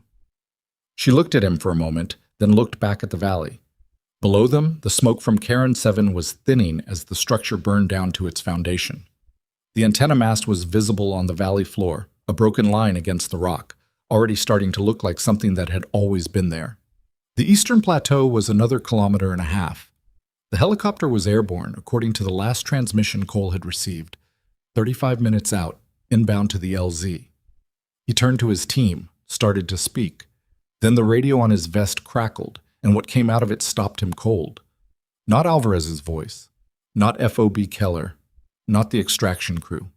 A voice he didn't recognize, flat, precise, with the particular cadence of a man who was not in a hurry and knew it. Bravo 6-4. A pause. You found our station. You found our corridor. You are very good. Another pause, shorter. But you are still in our valley, and we have one conversation left to have before you go. Static. Cole looked at his radio, then at Maya. Her face had gone white. Not the white of shock or surprise, but the white of recognition. The white of a person hearing a voice they know from somewhere that ended badly. That call sign, she said very quietly. The coordinator. the one running the network. You know his voice, Cole said. She was already moving, not away from the voice, but toward the edge of the outcropping, back to the spotting scope, eyes going to the ridgeline to the north. He was at the station, she said. He was there and we missed him. He got out before the charges went. Cole keyed his radio. Bravo 6-4 actual. Identify yourself. The voice came back without hesitation, and what it said was not a response to Cole's question. It was addressed to someone else entirely. I know you're listening, Maya. A pause. I've been waiting 18 months for you to come back. The mountain held its breath, and Maya Voss, for the first time since the corridor, looked like someone who was genuinely, deeply afraid. The voice on the radio had a quality that Cole recognized from years of experience with men who operated at the edge of legitimate warfare, unhurried, precise, carrying the particular confidence of someone who had planned far enough ahead that the current moment held no surprises for them. Cole keyed his radio, said nothing, waited. Beside him, Maya had gone still in the way that wasn't tactical stillness. It was the stillness of a body that had received a shock and was managing it before the shock could manage the body. Her hand was on the spotting scope, but she wasn't using it. Her eyes were tracking the northern ridgeline in the unfocused way of someone seeing something that wasn't physically in front of them. Cole covered the radio handset and looked at her. Talk to me. She blinked once, came back. His name is Tariq Osman, or that's the name we had for him 18 months ago. He ran the planning cell that coordinated the operation where Marcus died. We identified him twice on signals intelligence and lost him both times. She paused. We thought he was dead. The network analysis team assessed 90% probability of death based on strike results 6 months ago. Clearly, the 10% was correct. Clearly, Cole looked at his team. Alvarez had the perimeter, reading the situation from 10 meters away with the professional antenna of a man who knew when to hold position and wait. Bennett had his scope back and was working the northern ridgeline. Fisk was with Reyes. The rest of the team was in cover, watching the angles, doing the work without being told, because that was what they were. Cole brought the radio back up. Osman, what do you want? A pause that might have been amusement. I want what I always want, Captain. Clarity. Information moves faster than armies. Your unit destroyed 7 months of infrastructure in the last 4 hours. That is inconvenient. Doesn't sound like a problem I'm losing sleep over. No, but consider. Another pause. You found our station because someone told you where to look. You survived the corridor because someone on your team was not what she appeared to be.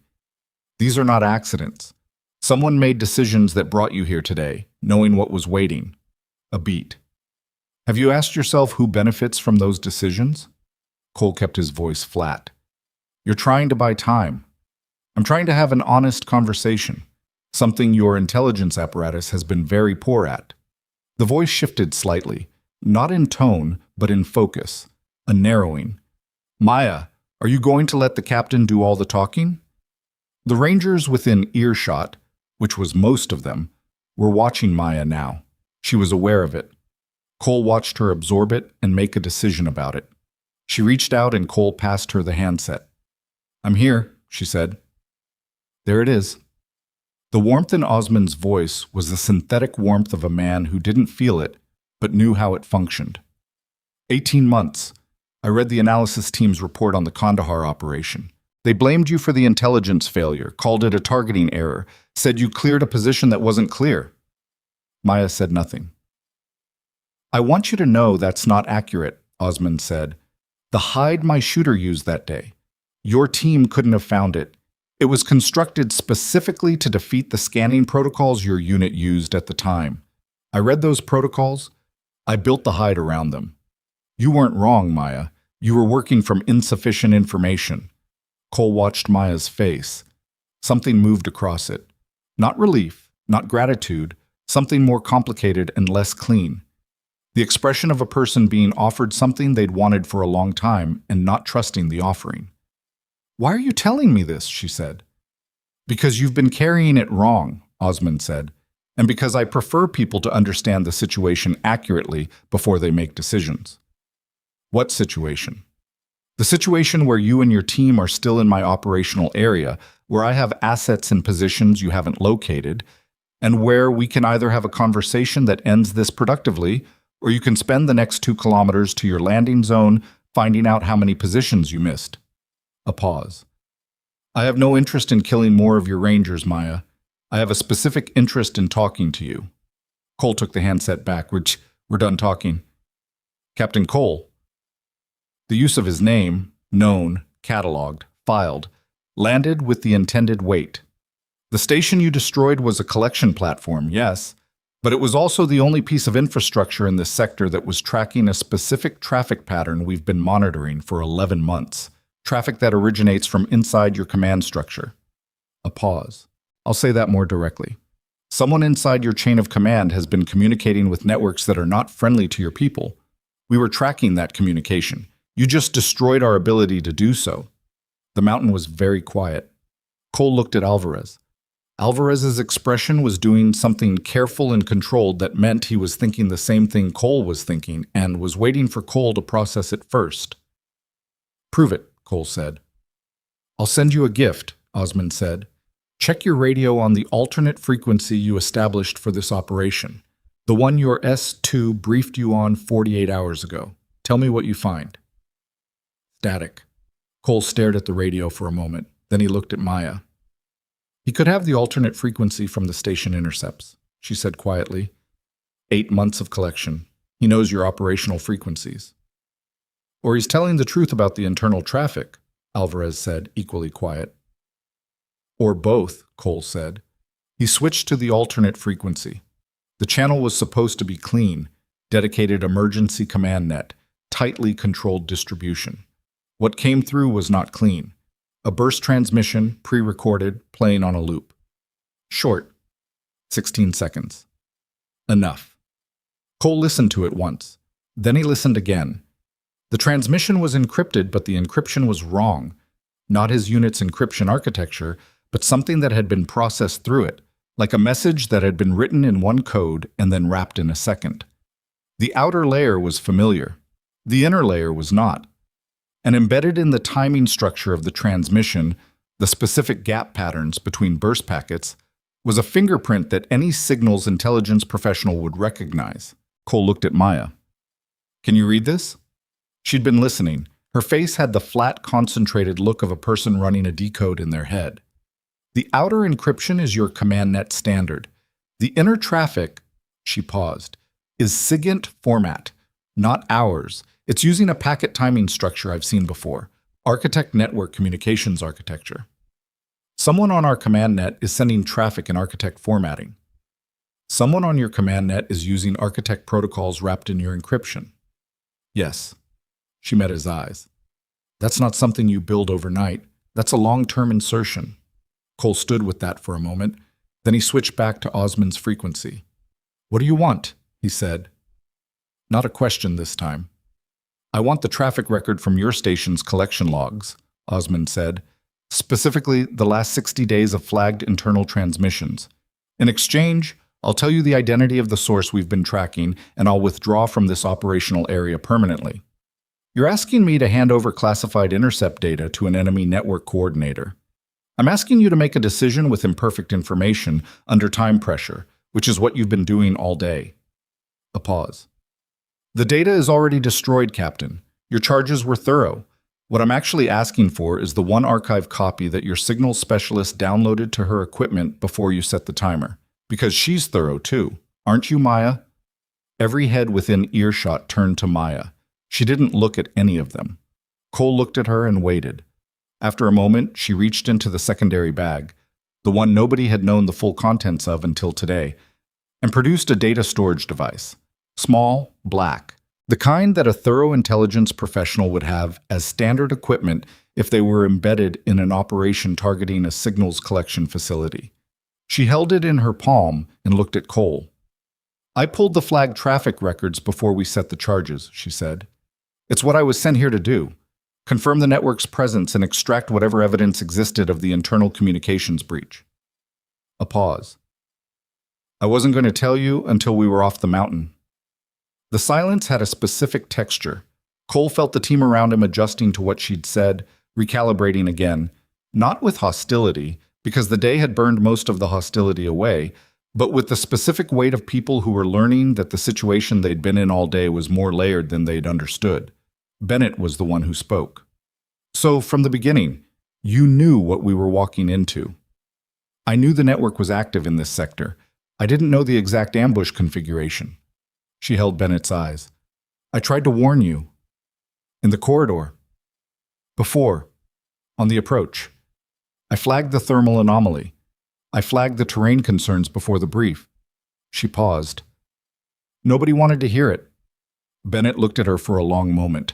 Then he looked at the ground. Then he looked at nothing in particular. Cole took the storage device from her hand, turned it over once, looked at Osmond's frequency on the radio. If I give this to you, he said into the handset, you'll disappear. Take your people and your network and vanish, and in 6 months you'll have rebuilt somewhere else and we'll be having this conversation again. Probably, Osmond said. There was something almost appreciative in his tone. Honesty, at last. And if I keep it, I have evidence of an internal communications breach that your analysts already know about, and mine apparently don't, which means the value of this data is not in your hands. It's in my command's investigation. A pause. That's accurate. So you don't actually need the data, Cole said. You need me to not have it. Or specifically, you need me to not know what to do with it in the next 48 hours before your source figures out the station is gone and goes dark. The pause this time was longer. When Osmond spoke again, the quality had shifted. Minimally, but Cole heard it. You're better than the briefing suggested, Captain. I get that a lot. Cole looked at Maya. We're keeping the data. He switched off the frequency. The mountain was silent. Wind moved through. Below them, the valley was fully lit now by morning sun, the kind of cold, clear mountain light that made everything look sharp and slightly unreal. He still has assets up here, Alvarez said. I know. Unknown number, unknown positions. I know. Cole looked at the route to the eastern plateau, which is exactly why we move fast and we move now. He looked at Maya. The data device? It's going on your person, not in the bag. Your person doesn't leave my line of sight. Understood. And when we get to the LZ, you're going to tell me everything. Not the sanitized version, not the compartmented version, everything. She met his eyes. Yes. Starting with who sent you. A pause. That's going to be a complicated conversation. I have a helicopter ride and a very simple philosophy about complicated conversations, Cole said. We have them anyway. He turned to his team. Bounding movement, same structure as the first switchback. We push hard to the plateau, we do not stop. We do not give whatever he has up here time to reposition. Fisk, Reyes, center of the formation. Bennett, you're on high ground scanning the flanks. Let's go. They moved. Quotes. The 1.5 kilometers to the eastern plateau took 22 minutes. Osmond's remaining assets, whatever they were, however many, did not engage.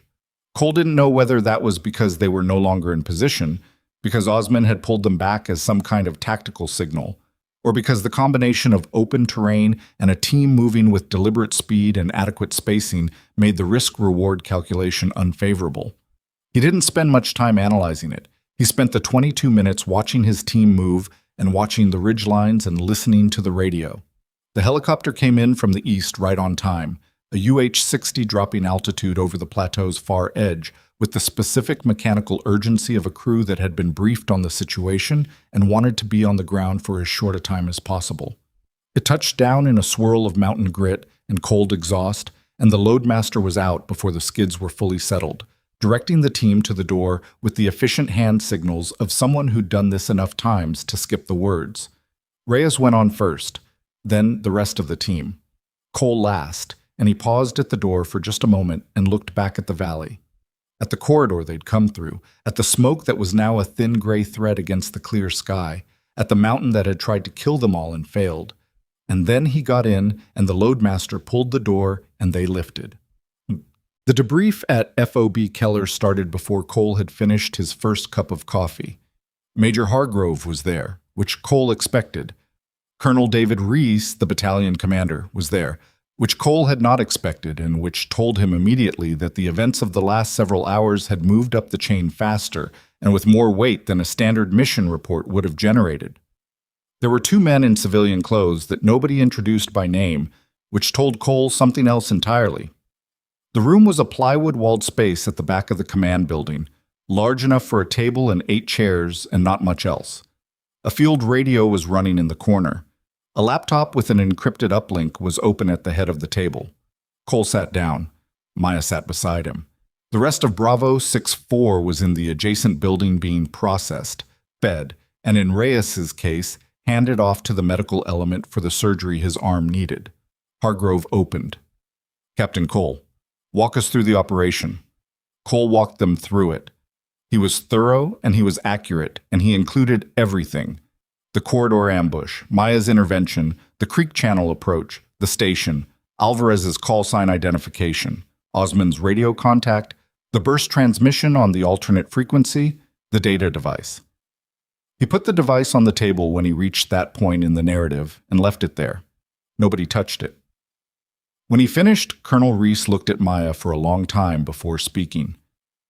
Ms. Voss, he said. The formality was deliberate. Not her rank, not her cover designation, her name.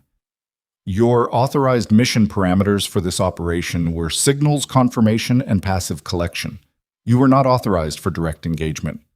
Maya said, No, sir. You engaged 7 sniper positions in the corridor. Yes, sir. You participated in the assault on the objective. Yes, sir. You made direct contact with a designated priority target on an open radio channel. Yes, sir. Reese looked at her steadily. Cole watched the colonel's face, the careful blankness of a man who was managing several simultaneous pressures and not allowing any of them to show more than he wanted. And you do all of it again? It wasn't quite a question. Yes, sir, Maya said. Same voice, same register, not defiant, not apologetic, just true. One of the unnamed civilians, older with the specific unhealthy pallor of someone who spent most of their time in climate-controlled rooms under fluorescent light, leaned forward slightly. The data device. You extracted the flagged traffic from the station's collection logs. Yes. You were supposed to relay confirmation of the traffic's existence to the analysis team and allow collection assets to... The station was about to be destroyed, Maya said. Relay confirmation to assets that weren't on site would have taken 30 minutes minimum. We had 2 minutes on the timer. She looked at the man. I made a field judgment. The field judgment of someone who was not authorized to make field judgments in this operation. The field judgment of the only person in the building who understood what was on those servers and what it was worth. She paused. With respect. The unnamed man leaned back, said nothing. His colleague, younger, was making notes. Hargrove looked at Cole. The burst transmission on the alternate frequency. You heard it directly? Yes. And your assessment? Consistent with what Voss described. Inner traffic using an architecture I can't decode, wrapped in our command net encryption. The timing fingerprint matched what she identified as architect network protocol. He paused. Which means someone with access to our command encryption is running parallel traffic on enemy architecture. That's not a technical accident. The room held that for a moment. Reese looked at the data device. Whatever's on that drive, Cole continued, has a shelf life measured in hours. If the source inside our command structure knows the station is gone, and they will know, because the smoke from that valley is visible for 50 kilometers, they'll sanitize their communications immediately. He kept his voice even. We have maybe a 12-hour window before this evidence points to someone who has had time to disappear it. Reese looked at the 2 unnamed men. Something passed between them. Not words, a decision. The older one picked up the data device. We'll need the room, he said. Hargrove looked at Cole and Maya in a way that meant, that's you, stand up. Cole stood. Maya stood. They walked to the door. In the hallway, which was narrow and smelled like plywood and dust, Cole stopped. Looked at Maya. She was looking at the wall. Not at anything on it. Just at the surface. The person on the inside, Cole said. Guillaume, do you know who it is? She took a moment. I have a strong suspicion. Based on what? Based on the traffic patterns I read from the station screens before we set the charges. There wasn't enough time for a full analysis, but the transmission timing matched a specific communication window that only a small number of people in this theater would have had access to. How small? 4. She paused. One of them is Hargrove. Cole kept his face absolutely still. He was aware of how much effort that required. Tell me you're not certain, he said. I'm not certain, she said. I said I have a suspicion. The timing could be coincidental. It could be someone using Hargrove's window without his knowledge. She turned and looked at Cole. Or it might not be coincidental at all. Cole thought about the mission brief, the intelligence assessment, moderate confidence on the head count, 72-hour-old imagery, a corridor that had been described as clear and had been anything but. He thought about the fact that the ambush had been precisely configured, not a hasty setup. Pre-planned, pre-sighted, constructed for a specific team, moving through a specific route that had been designated in the mission brief 48 hours earlier. He thought about who had given that brief. When the men in that room come out, Cole said, one of two things is going to happen. Either they act on the data quickly and with the right people, or they stall. If they stall, it means the information has gone to someone who is managing its impact, Maya said, which tells us something. How long do we wait? She thought about it. 30 minutes. If nothing's moving in 30 minutes, we escalate. To who? I have a contact outside this chain of command, she said. I was supposed to use them only for the signals confirmation relay, but this qualifies. Cole looked at her. You've had a back channel this whole operation. Yes. Did it occur to you to mention that? It occurred to me that mentioning it would raise questions I wasn't cleared to answer in a pre-mission environment. Cole ran his hand over his face, let out a slow breath. Voss? I know. You're going to give me a complete headache for the next several weeks. Probably, she said. Something moved across her face that was not quite a smile, but was the shape of one. A brief, involuntary thing that arrived and left quickly, like an instinct she hadn't finished suppressing. I'm sorry. About the information management, not about the rest of it. The rest of it being the part where you kept my team alive. Yes. Cole was quiet for a moment. In the room behind them, he could hear the low, indistinct sound of the two unnamed men talking, Hargrove's voice asking something, a pause, an answer he couldn't make out. Bennett, Cole said. Maya looked at him, slightly surprised by the shift. He gave you his rifle, twice, and a man who spent the morning telling anyone who'd listen that you didn't belong in the field. People change their minds when the evidence is sufficient, she said. He didn't just change his mind. He handed you the most important piece of equipment he owns because he trusted your judgment. Cole looked at her. That's not nothing. Maya was quiet for a moment. Then she said, he's a good shooter. Better than he thinks he is. He compensates right on distance targets. Pulls his trigger finger too fast when he's over 350. Small thing. Easy to fix. Cole stared at her.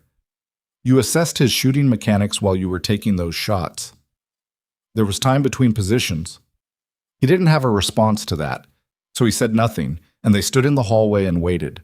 12 minutes later, the door opened, and the older unnamed man appeared and looked at Cole. We need Ms. Voss back in the room, he said. Cole looked at Maya. She straightened slightly, a small, automatic adjustment, the posture of someone preparing for a room that was not going to be comfortable. Alone? She said. For now, the man said. She moved toward the door. Cole put a hand briefly on her arm. Not restraining, just present. She looked at his hand, then at him. 30 minutes, he said. She nodded once, went into the room. The door closed. Cole stood in the hallway for a moment, looking at the closed door. Then he walked to the adjacent building where his team was, got another cup of terrible coffee, and sat down across from Bennett. Bennett was field stripping his M11O, not because it needed it, because it was something to do with his hands. He looked up when Cole sat down. She tell you anything? He said. Enough! Bennett looked back at his rifle. The second shot in the corridor, position 2. The range was 390 and she had a crosswind and she was on a borrowed 0. He paused, hands still moving through the strip. I've been running that shot in my head since it broke. And I don't know if I could make it. He said it without drama, just the flat professional assessment of a man measuring himself against something he'd witnessed. Maybe. On a good day. With my glass. With time to prep. He paused. She did it in about 4 seconds. Cole drank his coffee. Said nothing. I was wrong about her, Bennett said. I want to say it out loud so you know I know. I know you know, Cole said. She knows too. Bennett nodded, went back to his rifle. Cole looked at his watch. 18 minutes since the door had closed. Outside the building, the mountain valley was catching full morning sun now, and what it showed was just rock and sky and a thin thread of smoke and the completely ordinary indifference of terrain that had tried to swallow 9 people and failed. Cole was on his 3rd cup of terrible coffee when the door opened at the 31-minute mark. 1 minute late. He'd noticed. Maya came out first. Her face was composed in the specific way of someone who had just spent half an hour in a room where several people wanted different things from her simultaneously, and she'd had to navigate between them without giving any of them everything. Controlled, a little worn around the edges. Present. Hargrove came out behind her and walked past Cole without making eye contact, which was information. The older unnamed man appeared in the doorway and looked at Cole. Captain? A moment. Cole set down his coffee and went in. The room had changed in temperature. Not literally, but the way rooms changed when something had been decided in them. The younger unnamed man was closing the laptop. The older one gestured to a chair and Cole sat, and the man sat across from him and put his hands flat on the table. The data device, he said. The flagged traffic is consistent with what our analysis team has been tracking for the past 4 months through other collection means. It corroborates a source identification we've been building toward. He paused. We have what we need. And Hargrove, Cole said. The man looked at him steadily. Major Hargrove is being asked to remain on base pending a review of his communication logs over the past several months. That review will be conducted by people outside this command structure. That's not a confirmation. No, it isn't. The man held his gaze. What I can tell you is that the mission brief you received 48 hours ago contained specific route and timing information that was relayed outside authorized channels within 6 hours of the brief's delivery. The corridor ambush was configured based on that relay. A pause. Your team walked into a prepared kill zone because someone told the wrong people you were coming. Cole sat with that. He'd known it, or suspected it, from the moment Alvarez described the ambush's configuration. Knowing it and having it confirmed by a man with the authority to confirm it were different weights. My people need to know that, Cole said. In time. Not in time now. These men walked into something they weren't warned about. They have a right to understand why. The unnamed man looked at him for a moment. The investigation is active. Disclosure during an active. I understand investigative protocols, Cole said. I'm not asking you to publish the findings. I'm telling you that the men in that other building deserve to know they didn't fail. That the intelligence failure wasn't an intelligence failure, it was a deliberate act. He held the man's eyes. They'll hear it from me or they'll hear it from you, but they'll hear it before this base day is over. A pause that was longer than comfortable. Then, I'll authorize a general disclosure. No names, no specifics of the investigation. The nature of the compromise. That's enough. Cole stood up. Captain? The man's voice stopped him at the door. Ms. Voss exceeded her authorized parameters significantly today. Cole turned. Yes. She's going to face a formal review of her operational conduct. I know. The review board will want to know whether her actions in the field were consistent with mission requirements or represented unilateral decisions that put the operation at risk. Cole looked at the man. 9 Rangers came home today, one with a wound that'll heal. The Architect Network's primary collection platform in this sector is a smoking foundation in a mountain valley. You have evidence of an internal communications breach that 4 months of other collection couldn't give you definitively. He paused. And you're going to ask a review board whether her decisions put the operation at risk. The man said nothing. Write that down, Cole said. In whatever report you're filing, write down exactly what I just said. He opened the door. I'll be available for the formal debrief at whatever time you need me. He walked out. Batat. Maya was in the hallway, leaning against the plywood wall with her arms crossed and her eyes on the middle distance. She straightened when Cole appeared. Hargrove, she said. Under review. They have what they need from the device. She nodded. The nod had several things in it. Not satisfaction, something more complicated. The look of a person who'd been right about something they'd hoped they were wrong about. The review board, Cole said. I expected it. I told them 9 Rangers came home. She looked at him. Thank you. Don't thank me. It's a fact, not advocacy. He looked at her for a moment. They'll want your formal account of every decision you made from the moment the shooting started, every departure from authorized parameters. I know. You should have a representative present, someone outside this command structure. I have a contact, she said. The back channel I mentioned. Use it. She nodded again. Then she said, Osman. Cole had been waiting for it. What about him? The men in that room. They're not going to be able to hold him. He has too many exit routes and too little physical evidence linking him to anything prosecutable under the frameworks they work in. She looked at the far wall. He'll be gone in 48 hours. Rebuild somewhere else. New infrastructure, new network, same methodology. You think he'll stay active? I think men like Osman don't stop. They adapt. She paused. But he's lost his collection platform. He's lost his shooter, the one from 18 months ago and today. He's lost the internal source, or the source will go so dark they'll be useless to him. He's been set back significantly. She turned her head and looked at Cole.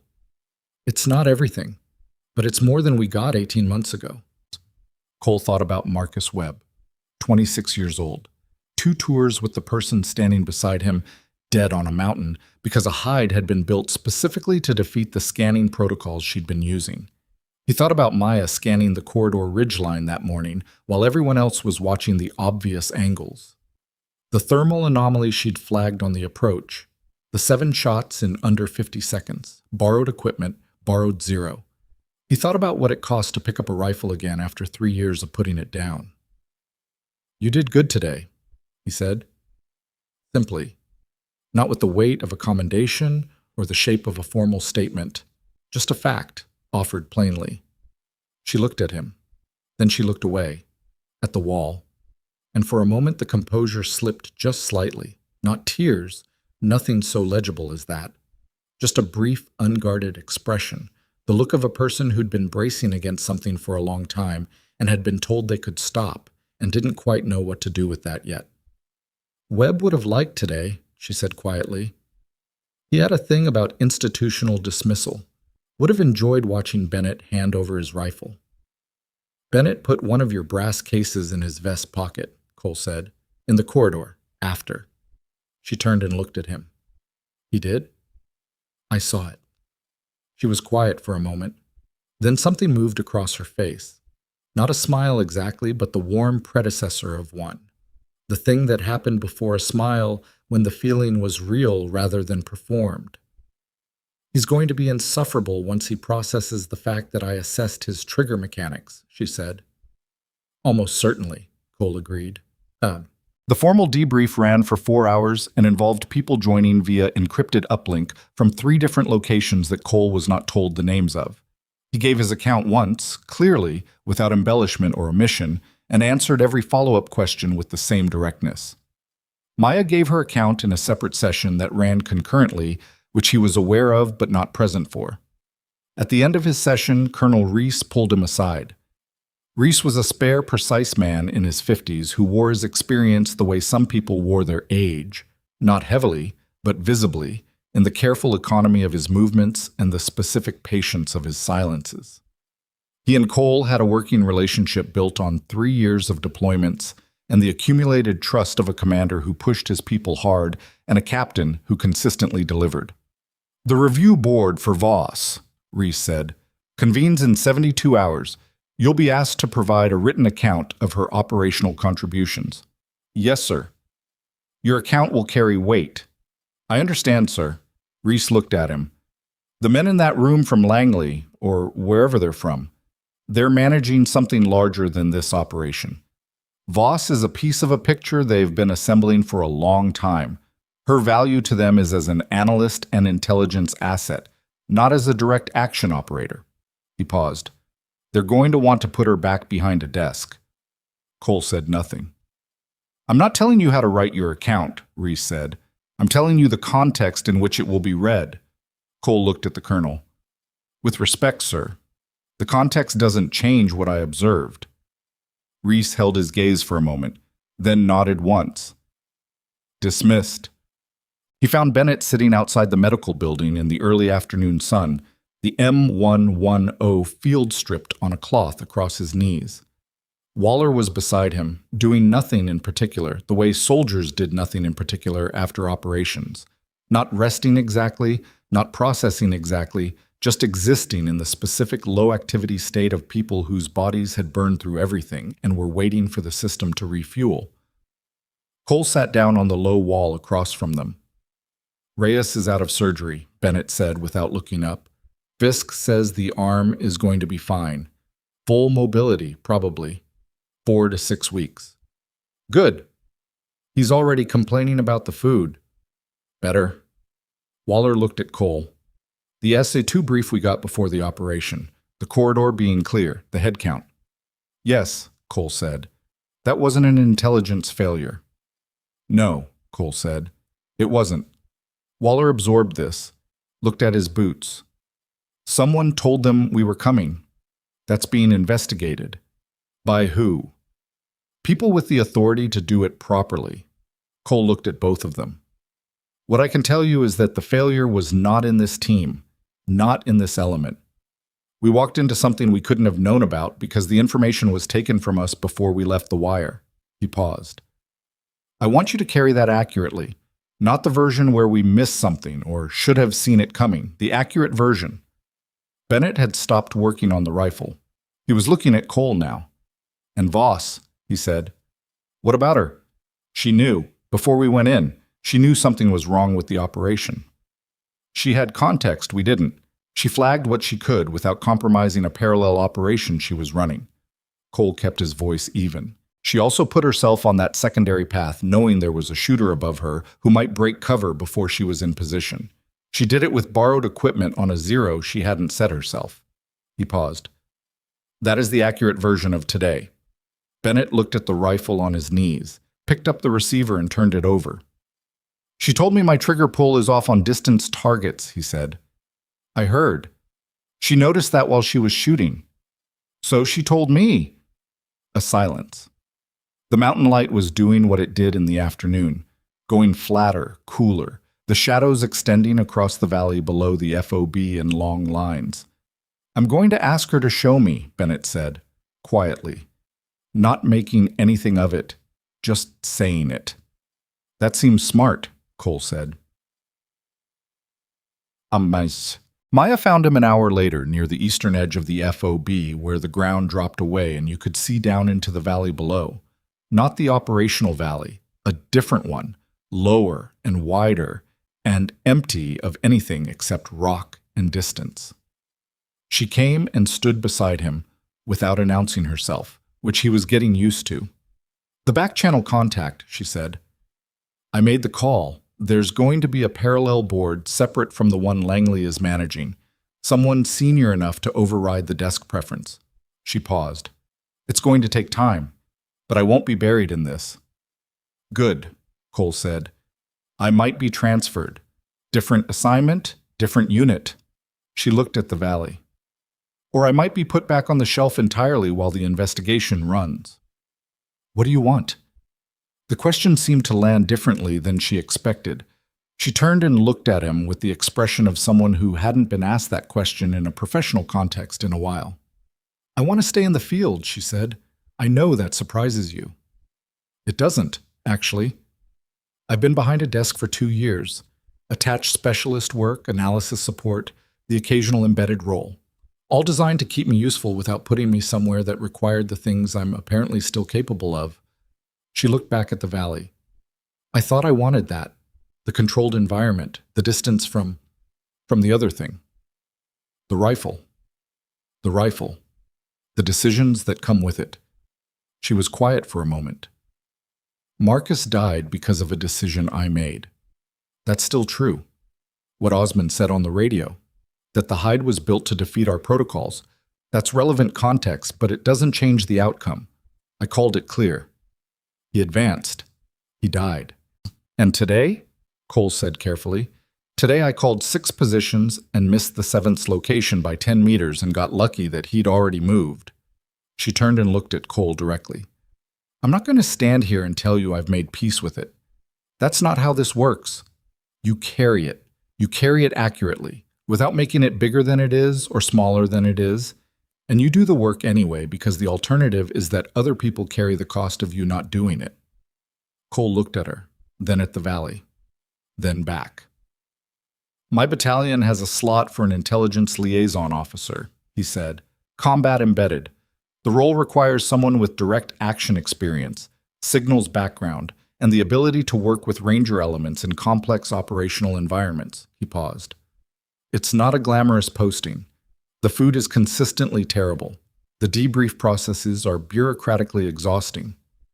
Maya looked at him. It's currently empty, Cole said. Has been for 4 months. She was quiet for a long moment. You're offering me a job, she said. I'm telling you a slot exists. The offer would come from Colonel Reese, contingent on board outcomes and clearance confirmation. He looked at her sideways. But Reese listens to his captains. And what would you tell him? Cole thought about the corridor, about a woman pressing her back against a rock shelf while bullets sparked off the stone above her, watching the ridgeline with a spotting scope and calling geometry and not flinching. About 6 brass cases on a mountain floor. About the secondary path and the patience it required to hold a position until the shot was right, even when the person you were there to settle 18 months of debt with was above you in a hide. I'd tell him she's the best intelligence asset I've worked with in 11 years, Cole said, and that she moves quiet and reads terrain and doesn't waste ammunition. He paused. And that she noticed Bennett's trigger mechanics between shots, which is, frankly, the most impressive thing that happened today, and I was there for all of it. Maya made a sound, brief, involuntary, the closest thing to a laugh he'd heard from her. It lasted about 1 second, and then she pressed her lips together and looked back at the valley. But it had happened, and it had changed the quality of the air between them in the small, specific way that genuine moments did. The review board convenes in 72 hours, she said. I know. A lot could go wrong between now and then. A lot went wrong today, and you handled it, Cole said. 72 hours is time. She looked at him, then she looked at the valley for a long moment, and Cole stood beside her and let the silence run because it was the comfortable kind, the kind that didn't need filling. Below them, the valley caught the last of the afternoon light, going gold and then copper, and then the deep amber that mountain valleys went right before the light gave out entirely. Somewhere inside the FOB, someone was running a generator that hummed at a low frequency just below conversation range. Somewhere in the medical building, Reyes was complaining about the food. Webb, Maya said. Not to Cole specifically. To the valley, to the distance, to the specific frequency on which she carried that name. He used to say that the worst thing you could do in this job was make yourself invisible. Not to the enemy, to your own people.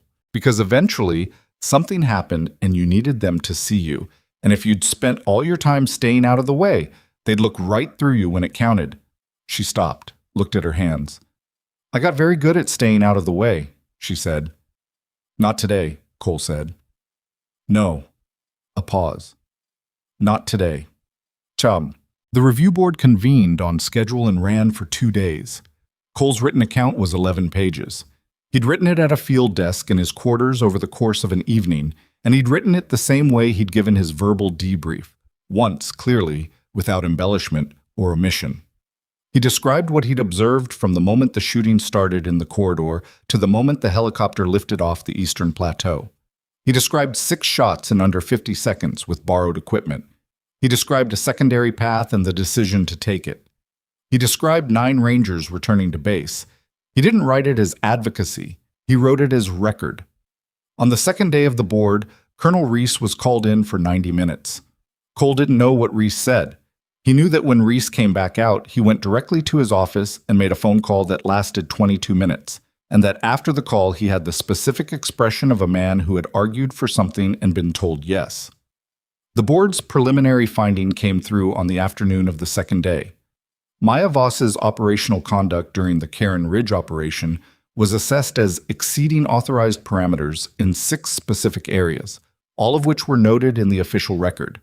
Her conduct was additionally assessed as directly contributing to the survival of Bravo 64 and the successful destruction of the target objective, and as providing intelligence of significant value to an ongoing counterintelligence investigation. The word unauthorized appeared 6 times in the finding. The word essential appeared 4 times. No disciplinary action was recommended. 3 weeks later, Hargrove was quietly removed from his position and escorted off the FOB. Cole was not told the specific findings against him and did not ask, because the specifics were above his clearance and also because he understood enough from the shape of what had happened to know that the man would not be returning to a command role. Osman vanished, as Maya had predicted he would. His network went dark within 36 hours of Karen 7's destruction. Analysis teams in 3 agencies spent the following months looking for signals of reconstruction and found fragments, a familiar packet timing structure here, a call sign echo there. But nothing consolidated, nothing operational. A network built on patience and precision, gone to ground, rebuilding somewhere else with the slow, careful patience of a man who had done it before and knew how long it took. He was not gone, but he was diminished. And the shooter who had built his hide around Maya's scanning protocols 18 months ago was on a mountain in a valley she would not visit again, which was the most permanent kind of resolution. On a morning 6 weeks after Karen Ridge, Bennett found Maya on the range. She was shooting at 200 meters, not the M11, her own weapon, a rifle that had arrived with her reassignment paperwork and that she'd spent the first 2 days of her official posting to Bravo 64's battalion simply cleaning and zeroing, the way you cared for something you planned to use seriously. Bennett stood at the firing line's edge and watched her work through a series of shots with the expression of a student who'd had the good sense to recognize when he'd found someone worth watching. She fired 5 rounds, stood up, came back to the bench and started reviewing her targets through a spotting scope. "Your approach angle at Karen," Bennett said. "The secondary path. You said you were inside his dead ground for most of it." "Yes." "Most isn't all." "No." She made a small adjustment to the scope turret. "For about 8 meters in the middle section, I was in his potential field of view. I was counting on him being oriented to the main traverse. If he'd been scanning left, I'd have been visible. And if he'd been scanning left..." She looked at him. "Then you'd have needed to be very fast." Bennett held her gaze. "I would have been." She looked at him for a moment. Then she looked back at the targets. "I know," she said. "That's why I went." Bennett was quiet. He picked up the spotting scope she'd set down, looked at her target grouping. 5 shots, 200 meters, a cluster that covered less surface area than a playing card. He set the scope down. "Show me what I'm doing wrong," he said. She turned and looked at him. The morning was cold and clear, and the range was empty except for the 2 of them and the targets downrange. And Bennett was standing there with the particular quality of a man who was not asking because he'd been humbled into it, but because he'd thought about it and decided it was the right thing to do, and had then done it. "Your right trigger finger," she said. "On shots past 350, you're pulling slightly early, before you've completed your respiratory pause. It's maybe a 20 millisecond difference." 20 milliseconds. At 350, it costs you an inch. At 500, it costs you 3. She tilted her head. "It's a confidence thing, not a mechanics thing. You don't trust your hold past that range." Bennett looked at her steadily. Then he said, "How do you fix a confidence thing?" "You shoot it until you trust it," she said. "There's no other way." She handed him a magazine. "Load up. Start at 250. He took the magazine. And that was how it started. The thing that wasn't training exactly, because neither of them used that word for it, but that was what it was.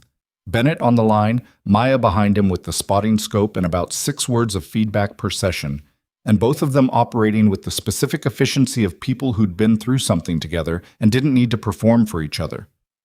Waller started showing up after the second week. Then Alvarez. Then 2 men from an adjacent element who'd heard something secondhand and wanted to see it for themselves. Maya said nothing about it, just adjusted her feedback to account for the additional people on the line. Cole found her in the operations planning room on a Tuesday evening, 6 weeks into her posting, working through imagery analysis on a new target package that had come down from Battalion. She had 3 screens running and a mug of coffee that had gone cold while she worked, and she didn't look up when he came in. "The Osmond signal fragments," she said, not looking up. "3 agencies are tracking them. I asked to be looped in. Were you?" One of the 3 said yes. She made a notation on the physical map beside her keyboard. "He's moving. Not operational yet, but moving. I think he's rebuilding the collection infrastructure first. That takes longer than the personnel network." "How long?" "Months. Maybe a year." She looked up. "But I'll see it when it moves. The packet timing is distinctive enough. You can teach people new techniques, but the underlying signature architecture takes years to change, and he's used the same one for 6 years. She paused. "When he surfaces, I'll know." Cole looked at the screens, at the notation on the map, at the mug of cold coffee, and the woman who'd stopped noticing it had gone cold because the work was more interesting. "You're good at this," he said. "The analysis?" "The whole thing." She looked at him. Then she looked at the screens, then at her mug, as if remembering it existed. "Webb was better," she said.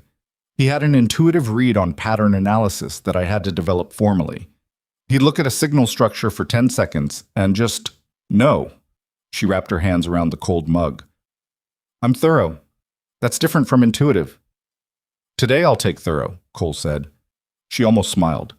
"Caught it, let it go." Outside the planning room, the FOB was doing what FOBs did in the evening.